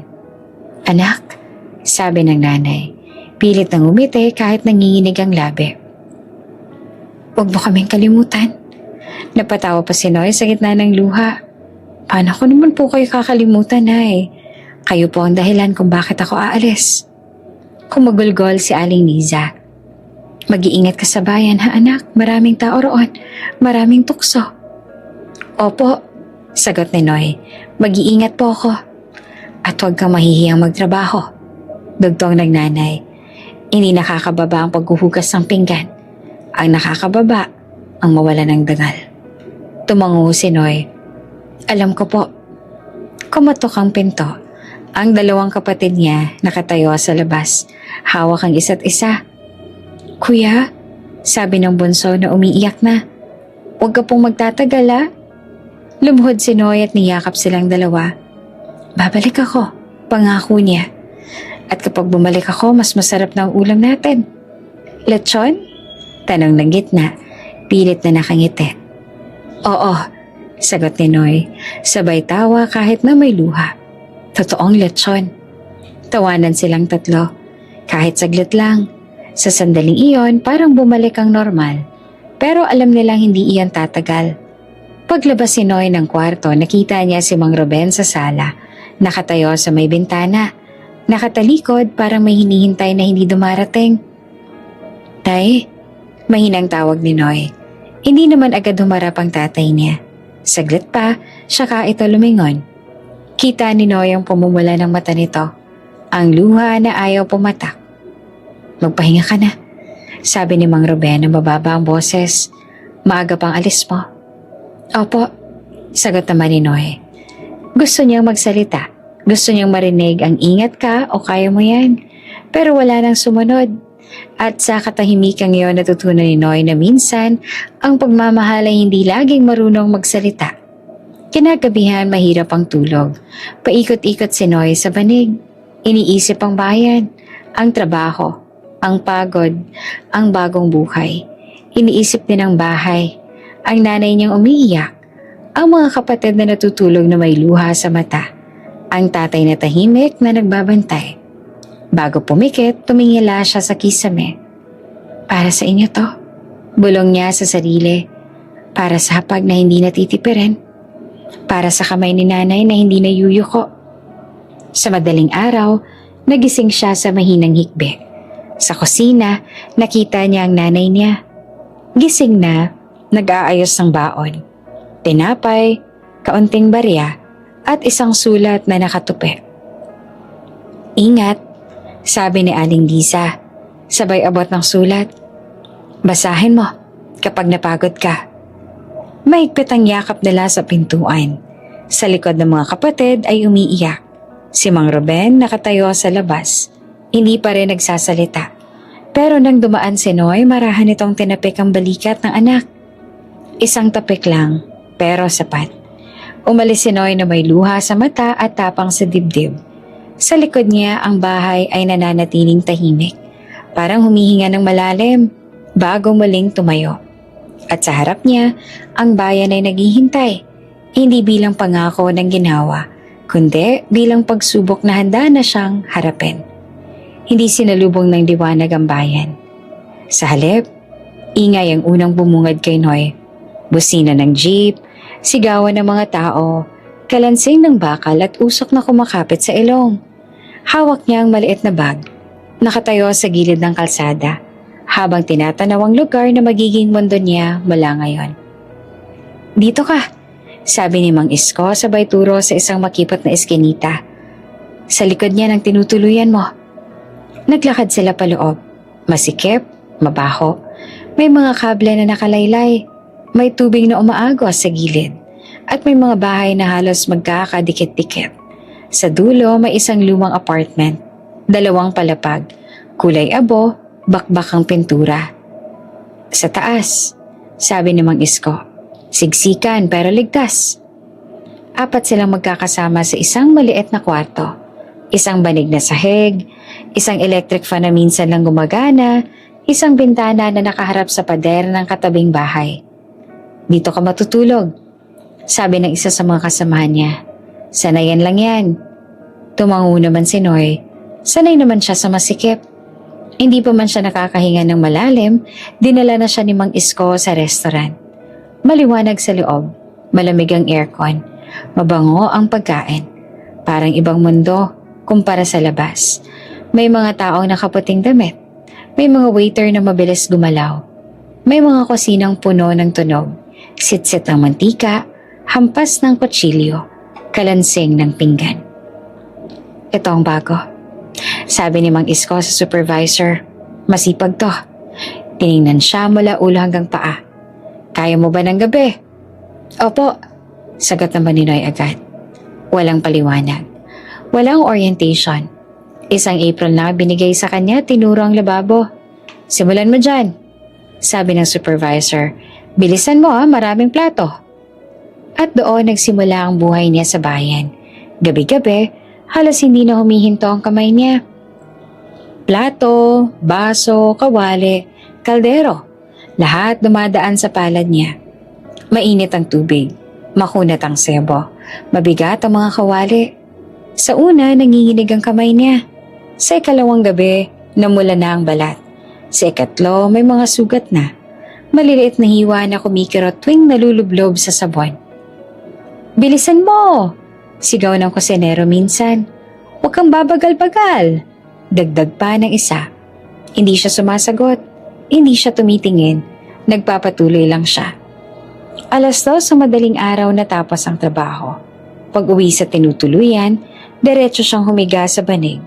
Pawis, pagod, minsan hindi na nagtatanggal ng sapatos. 6:00 gigising siya para pumasok sa eskwela. Sa classroom, pinipilit niyang maging gising. Pinipilit niyang sumabay sa leksyon. May mga pagkakataon nakakatulog siya. Ulo niya ay biglang babagsak sa mesa. May mga kaklaseng tumatawa. May guro ring napapailing. "Puyat ka na naman, Noy," sabi ng isang teacher. "Kung hindi mo kaya, kaya ko po." Mabilis niyang sagot. Totoo yun. Kaya niya. Kahit mahirap. Tuwing lunch break, lalabas sa mga kaklase niya para kumain. Si Noy madalas na iiwan sa silid. Nagbabasa, nagsusulat, nagsosolve. Minsan may kaklase nag-alok. "Kain tayo?" Ngumiti siya. "Busog pa ako." Hindi yun totoo. Kapag gabi sa restaurant, may mga pagkaing dumadaan sa harap niya. Steak na makatas, pasta na may sarsa, cake na makintabang tsokolate. May mga pagkakataong pang kukuha ng litrato ang mga customer. Tatawa, magpo-post. Tinitigan ni Noy ang litrato sa screen ng cellphone ng isang waiter. Pagkain na parang hindi kailanman aabot sa hapag nila. Sa mga sandaling yon, pipikit niya ang mata. At sa isip niya, nasa bahay siya. Nasa mesa, may kamote, may asin, may biro. Lechon to. Maririnig niya ang sarili niyang boses. Bubuka ang mata niya, babawi ng hininga, magpapatuloy sa paghuhugas. May mga gabing halos bumigay siya. May mga gabing nanginginig ang kamay niya sa pagod. May mga umagang halos hindi niya maitaas ang bag niya papunta sa eskwela. Isang gabi, dumugo ang sugat sa palad niya. Napaupo siya sa gilid ng lababo, pilit pinipigilan ng kirot. "Okay ka lang?" Tanong ng isang tagahugas. Tumango naman si Noy. "Okay lang." Tinapalan niya ng basahan ng sugat at bumalik sa trabaho. Sa maliit na kwarto bago matulog, binubuksan niya ang sulat ng nanay niya. "Anak, kumain ka. Kahit kaunti lang. Huwag kang susuko, andito lang kami." Iyon ang nagpapabangon sa kanya araw-araw. Hindi niya alam kung gaano siya tatagal. Hindi niya alam kung hanggang kailan niya kakayanin ang puyat at gutom. Pero alam niya to. Bawat pinggang hinuhugasan niya, bawat gabing hindi siya natutulog, bawat subok na kinakalaban niya, lahat iyon ay hakbang palayo sa lababo kung saan minsang pinayuko ang nanay niya. At balang araw, kapag may litrato ng pagkain na dumaan sa harap niya, hindi niya na kailangang pumikit para magkunwaring busog. Dumating ang balita sa araw na halos wala na siyang lakas. Hapon iyon, tapos na ang klase. At diretso si Noy sa registrar para magtanong tungkol sa susunod na bayarin. Hawak niya ang papel ng grades. Mataas pa rin, kahit puyat. Iyon ang pinanghahawakan niya. Basta pasado, basta maayos, kakayanin. Pero pag upo niya sa harap ng mesa, hindi ngiti ang sumalubong sa kanya. "Noy," sabi ng clerk sabay tingin sa monitor. "May problema." Nanlamig ang palad niya. "Ano po yun?" "Na-flag ang scholarship mo," sagot nito. "May mga report na madalas kang late at antok sa klase. Requirement ng sponsor ang full attendance." Parang biglang nawala ang ingay sa paligid. Pwede po bang ayusin?" Tanong ni Noy na pilit na kalmado. Umiling naman ang clerk. "Sa ngayon, suspended ka muna. Kailangan mo magbayad ng tuition para makapag-enroll sa susunod na buwan." "Magkano po?" Tanong niya kahit alam niyang masakit ang sagot. Binanggit naman ng clerk ang halaga. Para kay Noy, parang isa iyong bundok. Lumabas siya ng opisina na parang lutang. Umupo siya sa bangko sa hallway. Hawak ang papel na parang mabigat na bato. Sa isip niya, mabilis na nagbilang. Ipon, sahod, padala sa bahay, wala. Kulang, malayo. Andito na naman. Bulong ng isang takot na matagal niya nang kilala. Kinagabihan, pumasok pa rin siya sa trabaho. Mas mabilis ang galaw, mas tahimik ang bibig. Ngunit sa loob parang may bumibiyak. "Noy, bilisan mo!" Sigaw ng supervisor. "May rush." "Opo," sagot niya kahit nanginginig na ang tuhod. Habang nagbubuhos siya ng sabon sa lababo, napansin niyang ubos na ang laman ng bulsa niya. Inilabas niya ang huling barya, pinagpag sa palad, pambiling pandesal kinabukasan, huling barya. Pag-uwi niya sa kinatutuluyan, hindi na siya humiga agad. Umupo siya sa sahig, sandalan sa pader, hawak ang bag. Binuksan niya ang notebook hindi para mag-aral, kundi para magbilang. Kung magdadagdag siya ng shift, baka bumagsak pa ang katawan niya. Kung hihinto siya sa eskwela, babalik siya sa bukid na hindi niya tinapos ang laban. Kung hihingi siya ng tulong, kanino naman? Naalala niya ang tatay niya, ang katahimikan, ang takot na hindi marunong magsalita. Naalala niya ang nanay niya, ang mga kamay na basang-basa sa lababo. Hindi pwede, sabi niya sa sarili. Hindi pa. Lumuhod siya sa tabi ng banig. Hindi siya pala simba. Hindi rin pala dasal sa malaking salita. Pero nung gabing yun, dumaloy ang dasal na parang luha. Diyos ko, bulong niya, halos walang boses. Hindi ko alam kung papaano, pero tulungan mo po ako. Kahit lakas lang, kahit kaunting daan. Kinabukasan, pumasok siya sa eskwela kahit gutom. Tumayo siya sa pila sa kantin, pero hindi bumili. Umupo siya sa likod ng classroom, nakikinig kahit umiikot ang paningin. Sa tanghali, tinawag siya ng isang guro. Noy, sabi ng guro, napapansin kong hirap ka. Opo, sagot niya ng diretso. Bakit hindi ka nagsasabi? Huminga siya ng malalim. Ayoko pong maging dahilan ng problema. Tumango ang guro. Hindi kahinaan ang humingi ng tulong. Hindi siya umasa, pero nagpasalamat siya. Pagdating ng gabi, mas mahirap ang trabaho. Dumami ang customer, dumami ang pinggan, dumami ang sigaw. Ngunit mas tumibay ang loob ni Noy. Parang may sinisindihang ilaw sa loob. Isang kasamang tagahugas ang lumapit. Noy, may extra shift sa umaga. Gusto mo? Umaga. Ibig sabihin, mas kaunting tulog, mas kaunting lakas. Opo, sagot niya agad. Lumipas sa mga araw na halos magkakadikit. Umaga, eskwela. Hapon, extra shift. Gabi, restaurant. Madalas 2 subo lang ang pagkain. Minsan wala pa nga. Isang gabi, nahilo siya. Napaupo siya sa gilid ng lababo. Hawak ang ulo. Umupo ka muna, sabi ng kasamahan. Ako muna. Umiling naman si Noy. Hindi, kaya ko. Sa locker, kinuha niya ang pandesal. Hinati niya sa 2. Kalahati ngayon, kalahati mamaya. Huling lakas. Sa eskwela, kinausap niya ulit ang register. Pwede po bang hulugan? Tanong niya. Tumingin ang clerk sa kanya. May deadline. Tumango naman si Noy. Aabot po. Hindi niya alam kung papaano, pero sinabi niya pa rin. Isang linggo bago ang deadline, dumating ang tawag. Isang maliit na foundation, referral ng guro, handang mabigay ng tulong, pansamantala, kung mapapatunayan ang pangangailangan at pagpupursige. Naglakad si Noy pauwi na may hawak na hangin. Magaan pero totoo. Hindi pa tapos, hindi pa buo. Pero may pagkakataon. Kinagabihan, binilang niya ang ipon. Kulang pa rin. Kaya nagdagdag pa siya ng oras. Nagbawas ang tulog. Nagdasal ulit. Sa araw ng deadline, dumating siya sa register na may sobre. Halo ng tulong at ipon. Hindi sapat sa unang tingin. Ngunit nang idagdag ang tulong ng foundation, sakto. Sige, sabi ng clerk. Enrolled ka na. Napaupo si Noy sa bangko. Parang nawala ng bigat ang balikat niya. Tumawa siya. Mahina. Umiyak siya. Tahimik. Paglabas niya, bumili siya ng tinapay. Buo at hindi na hinati. Kumain siya ng dahan-dahan na parang seremonya.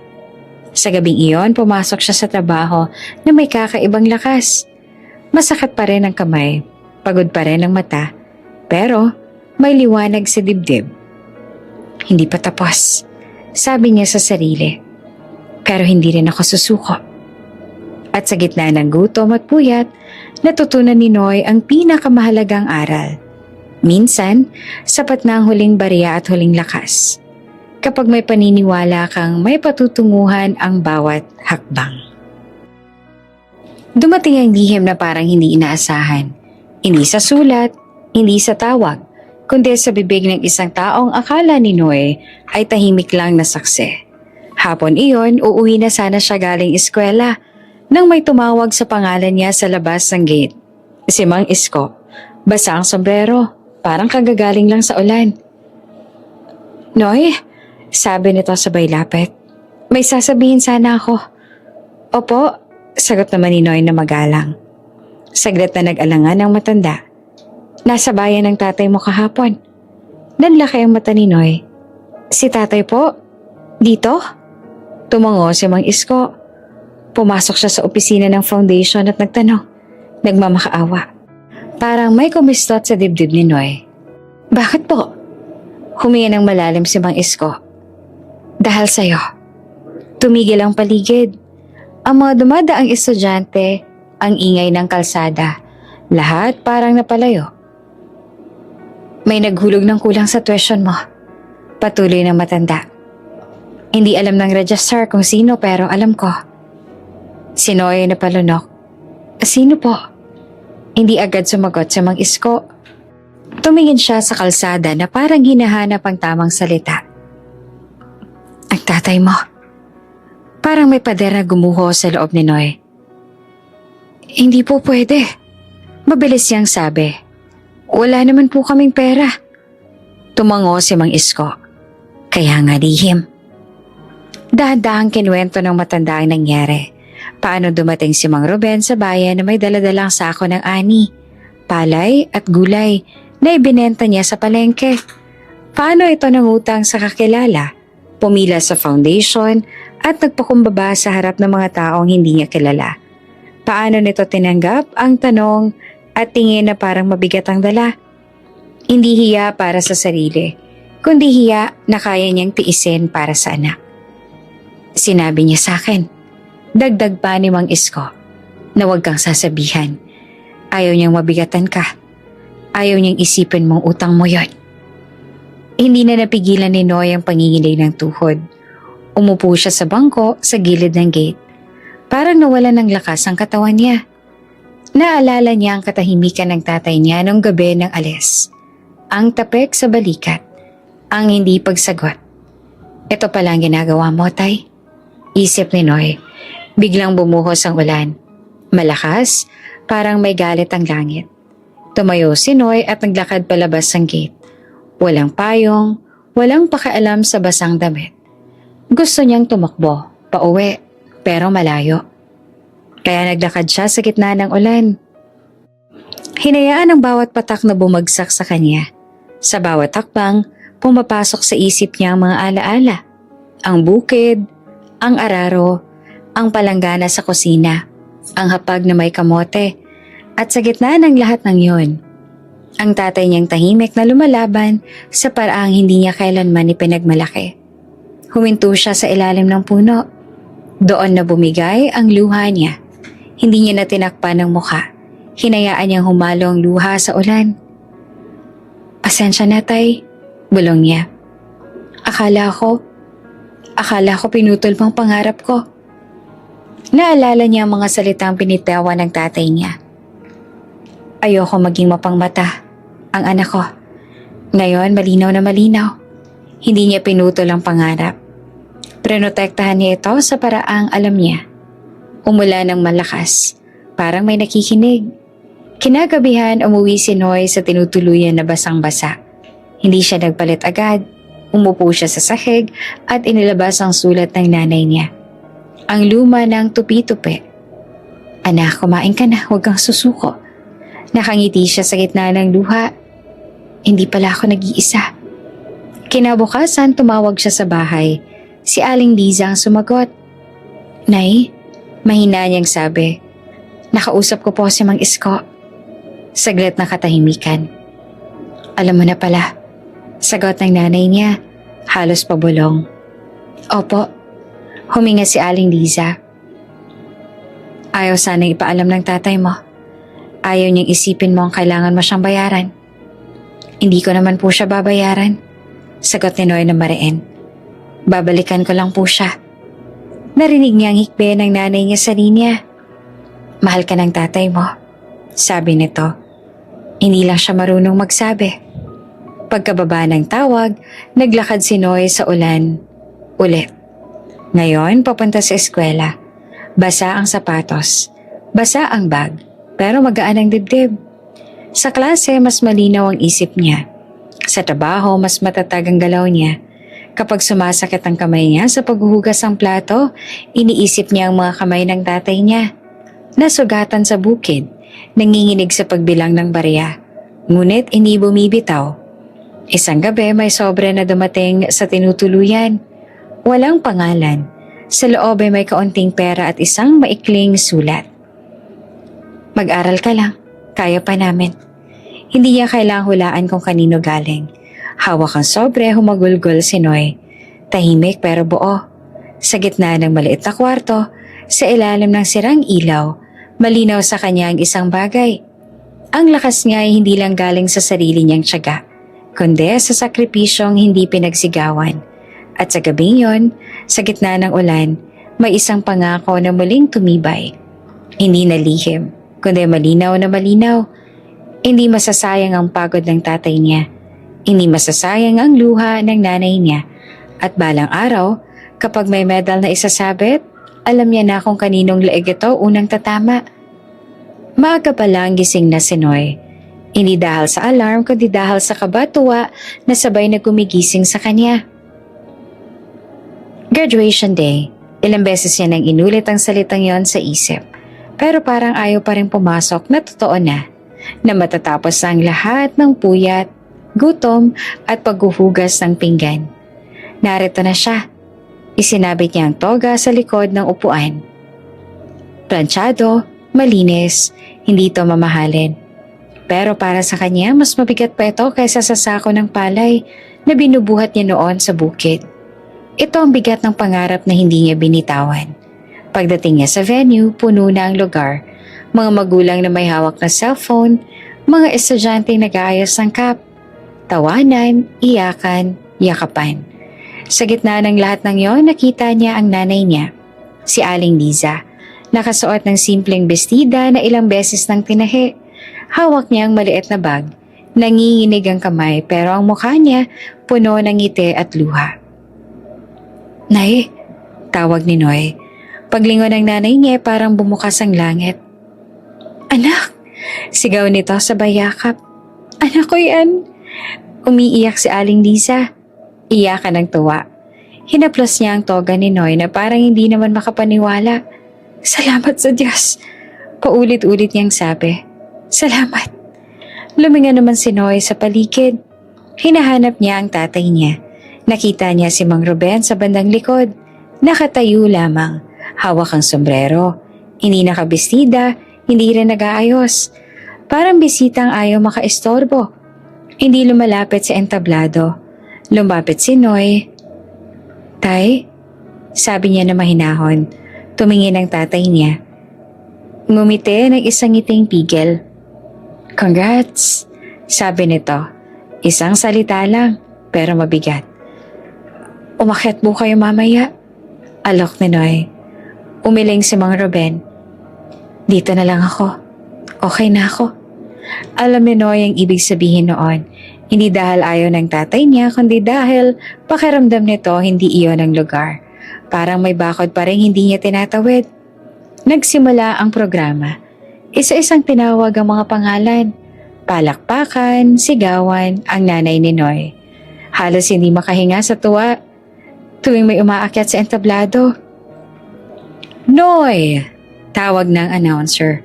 Malakas at malinaw. Tumayo si Noy. Parang huminto ang oras. Umakyat siya sa entablado. Tinanggap ang diploma at medal. Palakpakan ng buong bulwagan. Habang nakatayo siya roon, tumingin siya sa ibaba. Kita niya ang nanay niyang umiiyak. Hawak ang dibdib. Kita rin niya ang tatay niya sa likod. Nakatingin, tahimik. Parang ayaw makitang namumula ang mata. May bumigat sa dibdib ni Noy. Pagbaba niya ng entablado, hindi siya bumalik agad sa upuan ng mga graduates. Lumakad siya papunta sa likod. Tay, tawag niya. Nagulat naman si Mang Ruben. Anong ginagawa mo rito? Bumalik ka roon. Umiling naman si Noy. Sandali lang po. Inalis niya ang medal sa leeg niya. Hawak niya ito, makintab, mabigat. malamig sa palad. Tay, sabi niya na nanginginig ang boses. Para po sa inyo to.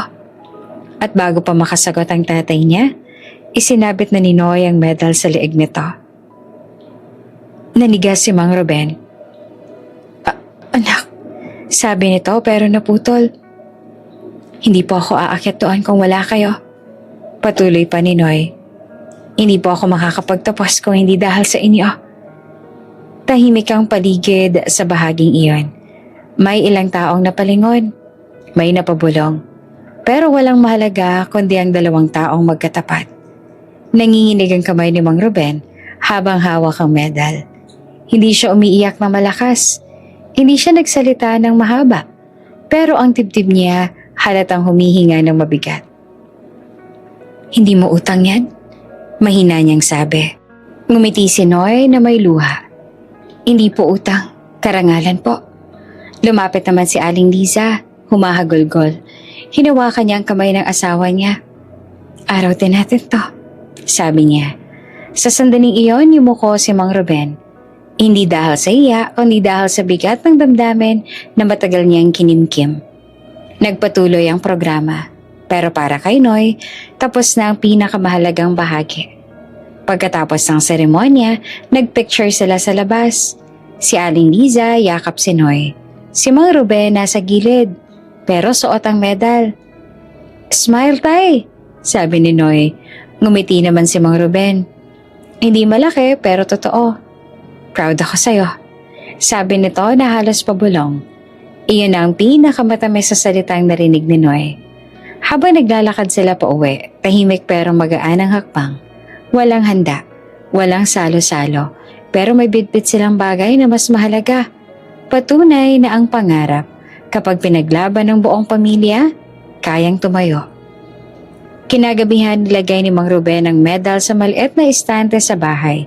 Hindi sa kwarto ni Noy, kundi sa sala, kung saan makikita ang lahat. Dito, sabi nito, para maalala natin. Tumango naman si Noy. Sa dibdib niya may kapayapaan na matagal niya nang hinintay. Hindi pa tapos ang laban. Hindi pa dito nagtatapos ang kwento pero sa araw na yon, malinaw na malinaw ng isang bagay. Ang pagtatapos ni Noy ay hindi lang tagumpay ng isang anak.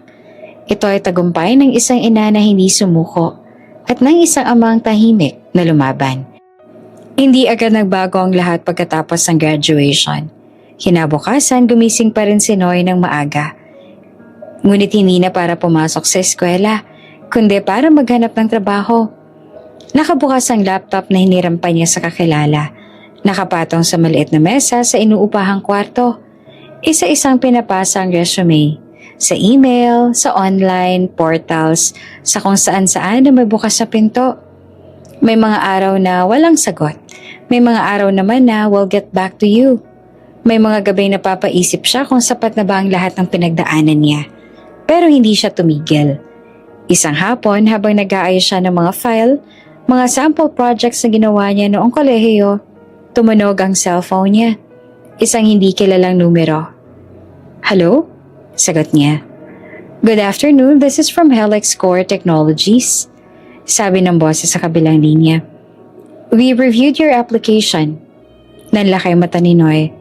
Opo, we'd like to invite you for an interview today if you're available. Parang biglang uminit ang paligid. Opo, mabilis niyang sagot. Available po ako. Hindi na siya nagpalit ng maraming damit. Isang polo na maayos, pantalon na planchado. Habang naglalakad papunta sa opisina, bumabalik sa isip niya ang lahat. Ang lababo, ang puyat, ang ulan. Ang medal sa leeg ng tatay niya. Ito na yon. Bulong niya sa sarili. Sa interview, hindi siya nagpakitang gilas. Naging tapat siya. Kinuwento niya mga proyektong ginawa niya. Mga system na inayos niya sa maliit na resources. Mga problemang sinolusyonan niya sa gitna ng limitasyon. Why should we hire you? Tanong ng interviewer. Sandali siyang nag-isip. Because I don't give up. Sagot niya. At dahil sanay ako maghanap ng solusyon kahit kulang ang gamit. Nagkatinginan ng mga interviewer. Kinabukasan, tumunog ulit ang cellphone niya. Welcome to Helix Core, sabi ng parehong boses. We're offering you a position in our IT team. Hindi naman agad nakapagsalita si Noy. Parang may bumara sa lalamunan niya. Opo, sagot niya sa huli na nanginginig ang boses. Maraming salamat po. Sa unang araw niya sa trabaho, nalito siya sa laki ng opisina. Malinis, tahimik. May mga screen na malalaki. Mga taong mabilis mag-type. Kape na libre sa gilid. Hindi siya sanay, pero hindi rin siya natakot. Sa unang linggo, pinagawa siya ng maliit na task. Tinapos niya ng maaga. Sa ikalawa, mas mahirap. Tinapos niya rin. Sa ikatlo, siya na ang tinatanong ng iba. Paano mo ginawa yan? Ang bilis mo. Saan ka natuto? Ngumiti lamang si Noy. Sanay lang po. Hindi naman nila alam kung saan talaga siya nasanay. Lumipas ang mga buwan, mabilis ang pag-angat. Hindi dahil sip-sip siya, kundi dahil bawat problema, trinatato niya na parang huling pagkakataon. Parang bawat task may kasamang mukha ng nanay niya sa isip. Isang umaga, tinawag siya ng manager. Noy, sabi nito, we're promoting you. Tahimik si Noy. Po? You've been consistent. Dagdag pa ng manager. And reliable. Paglabas niya ng opisina, hindi siya sumigaw. Hindi siya tumalon. Umupo lang siya sa upuan at huminga ng malalim. Ito na, sabi niya sa sarili. Ito na ang simula. Dumating ang unang malaking sweldo. Tinitigan niya ang number sa screen. Mas malaki pa ito kaysa sa lahat ng hawak niyang pera sa buong buhay niya. Nanginginig ang kamay niya habang hawak ang cellphone. At ang una niyang naisip, hindi bagong damit, hindi gadget, hindi pagkain sa restaurant. Nanay niya. Tumawag siya agad. Nay, sabi niya, hindi na napigilan ng ngiti. May trabaho na po ako. Narinig niya ang paghinga sa kabilang linya. Talaga? Sabi naman ni Aling Liza na umiiyak na. Salamat sa Diyos. May sweldo na po ako. Dugtong pa ni Noy. Malaki-laki rin po. Tahimik sandali. Anak, huwag mo kaming isipin agad ha. Sabi ng nanay niya. Ipunin mo muna. Ngumiti si Noy kahit hindi nakikita. Kayo po ang una ko naisip. Kinabukasan umuwi siya ng probinsya. May dala siyang kahon. Hindi mamahalin pero maayos. Isang maliit na kala na hindi na diuling. Isang electric fan, ilang grocery na hindi na puro kamote. Pagbasok niya sa bahay, natulala si Aling Liza. Anak, bakit? Naputo lang salita. Para po sa inyo, sabi ni Noy. Hindi na po kayo iiyak sa kusina. Lumabas si Mang Ruben, nakita niya ang mga dala ng anak niya. Hindi siya nagsalita. Lumapit lang siya at hinaplos ang balikat ni Noy. Magaling, sabi nito na simple pero buo. Sa gabing iyon, kumain sila ng maayos. Hindi ingrande, pero may ulam na hindi kailangan gawing biro. Habang nagliligpit si Aling Liza, napatingin siya kay Noy. Anak, sabi niya, ang bilis ng pagbabago. Umiling si Noy. Matagal po yan, Nay. Ngayon lang nagsimulang makita. Bago matulog, umupo si Noy sa harap ng bahay. Tumingala sa langit. Tahimik, walang ulan. Alam niyang hindi pa tapos ang lahat. May babalikan pa. May haharapin pa. Pero malinaw na malinaw ang isang bagay. Isang tawag lang ang nagbukas ng pinto. Pero taon ng pagtitiis ang nagdala sa kanya roon. Dumating ang balita na parang alon na hindi inaasahan. Hindi malakas pero sapat para guluhin ang tahimik na araw ni Noy. Isang tawag mula sa probinsyang pumutol sa trabaho niya. Isang pinsan sa malayong linya. Nanginginig ang boses. Noy, si Chacorazon sa ospital. Tumigil ang pag-type ni Noy. Ha? Anong nangyari? Na-stroke, wala raw magbabayad. Ayaw tumanggap ng chariting ospital kung walang kamag-anak na pipirma. Parang may mahinang pumutok sa dibdib niya. Si Chacorazon, ang tiyahing nag-abot din ng palanggana sa nanay niya, ang tumawa sa tira-tirang plato, ang nagsabing masasanay din kayo. Tahimik si Noy, wala siyang sinabi kaagad. Hello? Tanong ng pinsan. Noy, andyan ka pa ba? Oo, sagot niya sa huli.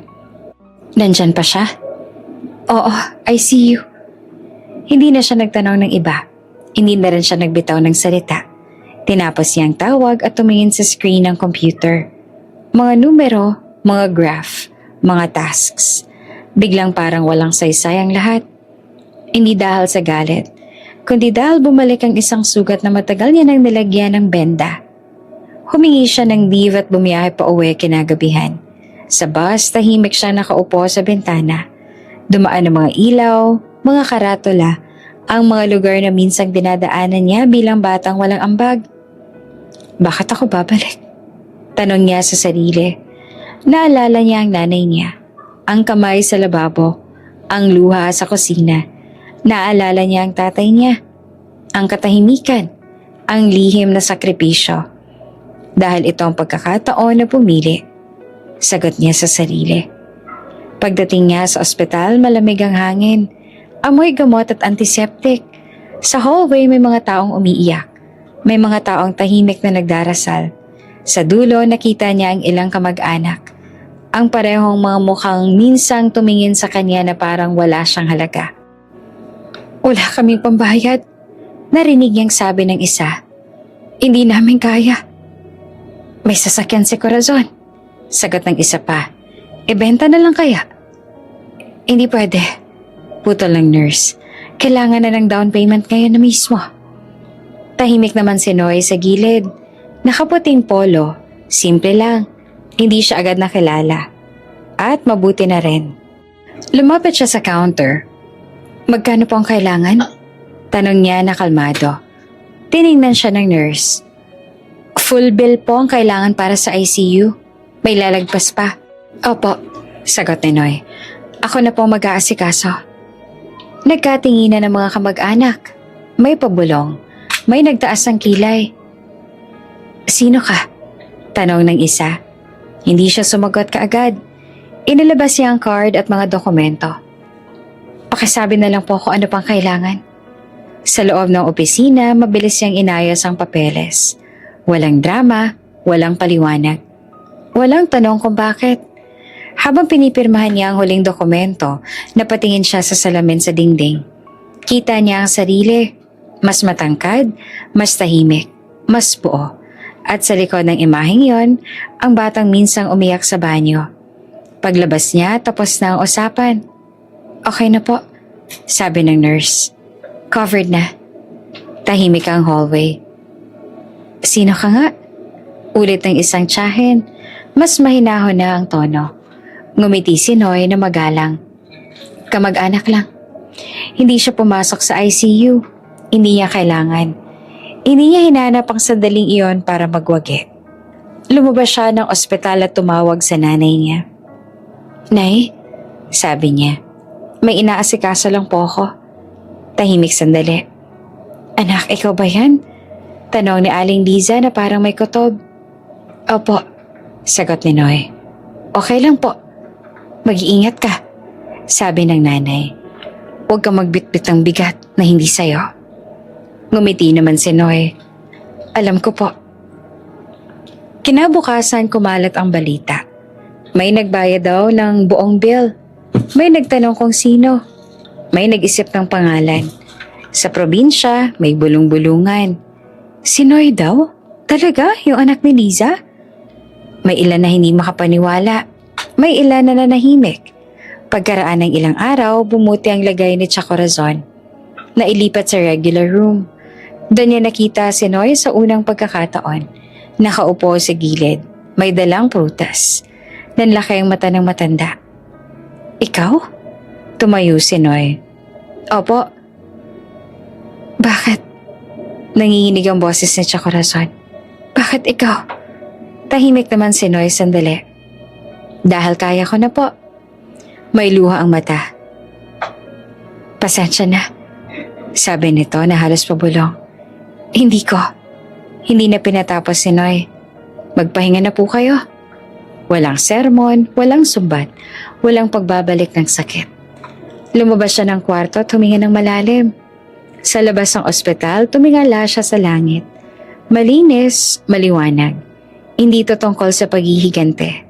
Sabi niya sa sarili. Ito ay tungkol sa pagpili kung anong klaseng tao ang magiging ako. Sa pag-uwi niya may kapayapaan sa dibdib. Hindi dahil nanalo siya, kundi dahil hindi niya hinayaang lamunin siya ng galit. At sa likod niya, iniwan niya ang isang aral na hindi kailangang isigaw. Ang tunay na yaman ay hindi kung paano ka gumante, kundi kung paano ka tumindig kapag bumalik ang tadhana. Tahimik ang umaga nang dumating sila sa dulo ng kalsada. Huminto ang sasakyan sa harap ng isang bahay na hindi kailangang ipagyabang. Malinis ang bakuran, mataas ang gate, maaliwalas ang harap. Hindi ito kasing enggrande ng mga mansyon sa syudad. Pero para kay Noy, ito ang pinakamatibay na pangako na tinupad. Anak, mahinang sabi ni Aling Liza hawak ang bag niya. Saan tayo? Ngumiti si Noy. Baba po tayo? Baba po kayo. Pagbukas ng gate, tumambad ang maluwang na sala. Maliwanag ang mga bintana. At ang sahig, tuyo. Walang palanggana sa sahig. Walang patak ng tubig mula sa kisame. Tahimik lang ang bahay. Parang humihinga ng payapa. Umiikot ang tingin ng nanay niya. Parang natatakot siyang hawakan ng dingding. Baka panaginip lang. Nay, sabi ni Noy, sa inyo po ito. Tumigal si Aling Liza. Dahan-dahan niyang hinaplos ang pader. Parang sinusukat kung totoo. Nang maramdaman niyang malamig at matibay ang semento, doon na bumuhos ang luha. Hindi natutulong bubong. Bulong ni Noy. Pilit na kalmado ang boses. Hindi na po kayo iiyak sa kusina. Yumakap ang nanay niya sa kanya. Mahigpit, matatag, matagal. Parang binabalikan ang lahat ng gabing tahimik siyang umiiyak habang nagtatawanan ng mga anak. Sa likod nila tahimik si Mang Ruben. Hindi naman siya umiiyak. Pero nang humawak siya sa haligi ng bahay, nanginginig ang kamay niya. Salamat, sabi ng tatay niya. Simple, buo. Lumipas ang mga linggo na parang mabilis na paghinga. Inayos ang bahay. Dumating ang mga kasangkapan. Ang kusina may sapat na ilaw. Ang kwarto may bintana. Ang sala may estante. Doon nakalagay ang medal. Hindi naman doon natapos ang ginawa ni Noy. Nagbukas siya ng maliit na programa para sa mga batang gustong mag-aral. Tulong sa gamit. Baon at internet sa hapon. Hindi siya naglagay ng pangalan sa tarpaulin. Hindi rin siya naghanap ng papuri. Gusto lang niyang may batang hindi kailangan gawing biro ang gutom. Isang hapon, tinawagan siya ng barangay. May awarding po sa bayan, sabi ng opisyal. Gusto naming imbitahan ng nanay ninyo. Para saan po? Tanong ni Noy. Best Mother Award, sagot ng opisyal, para sa mga sakripisyong hindi nakita ng marami. Sa araw ng awarding, simple lang ang entablado. May mikropono, may tarpaulin, may mga upuan, nandoon ang buong angkan. Ang mga tiyahin, ang mga pinsan, tahimik. May mga matang umiiwas, may mga matang naiinggit. Walang tumawa. Tinawag ang pangalan ni Aling Liza. Umakyat siya sa entablado na nanginginig ang tuhod. Hindi siya sanay sa ganito. Hawak niyang maliit na papel na may pasasalamat. Sa baba, nakatingin si Noy, nakangiti. Hindi umaakyat, hindi nagmamadali. Hindi ko po alam ang sasabihin, sabi ng nanay na nanginginig ang boses. Ginawa ko lang naman po ang kaya ko.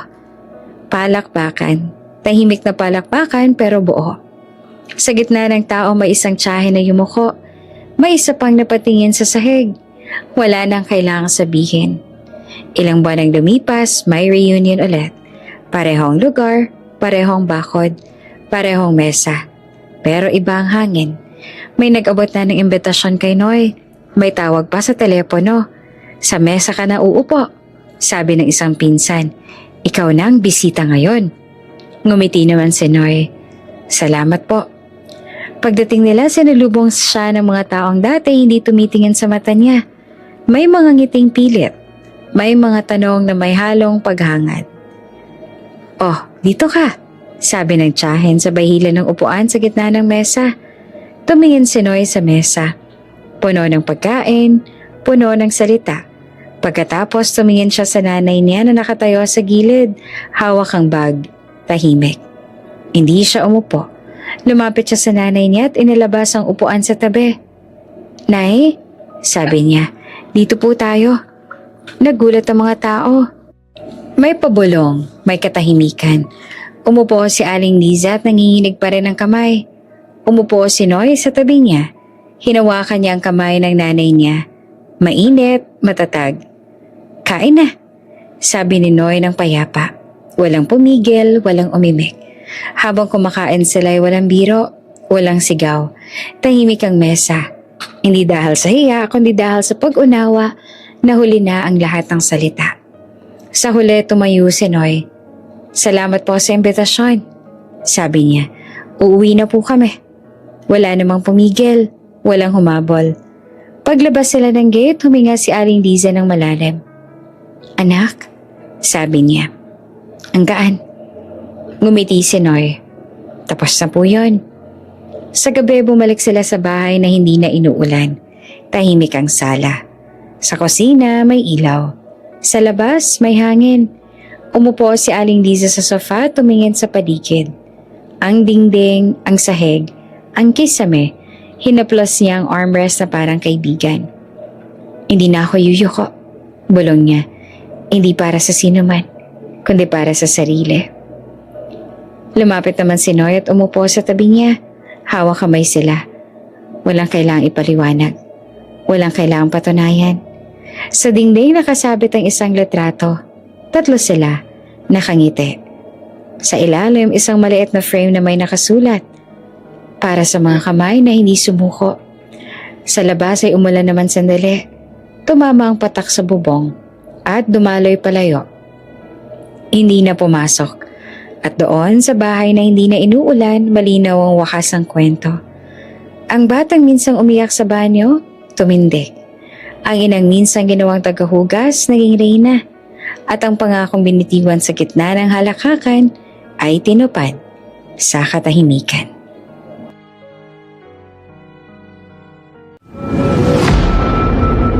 Bago ka pa lang sa channel na ito, Ate Jane TV, huwag kalimutang pindutin ang notification bell and subscribe button. Sana po hindi naman malaking abala sa inyo ang pagpindot ng subscribe button dahil ang kapalit po nito ay ang pagsuporta para makapag-produce ng mga libreng stories sa mga channels ni Ate Jane. Maraming salamat!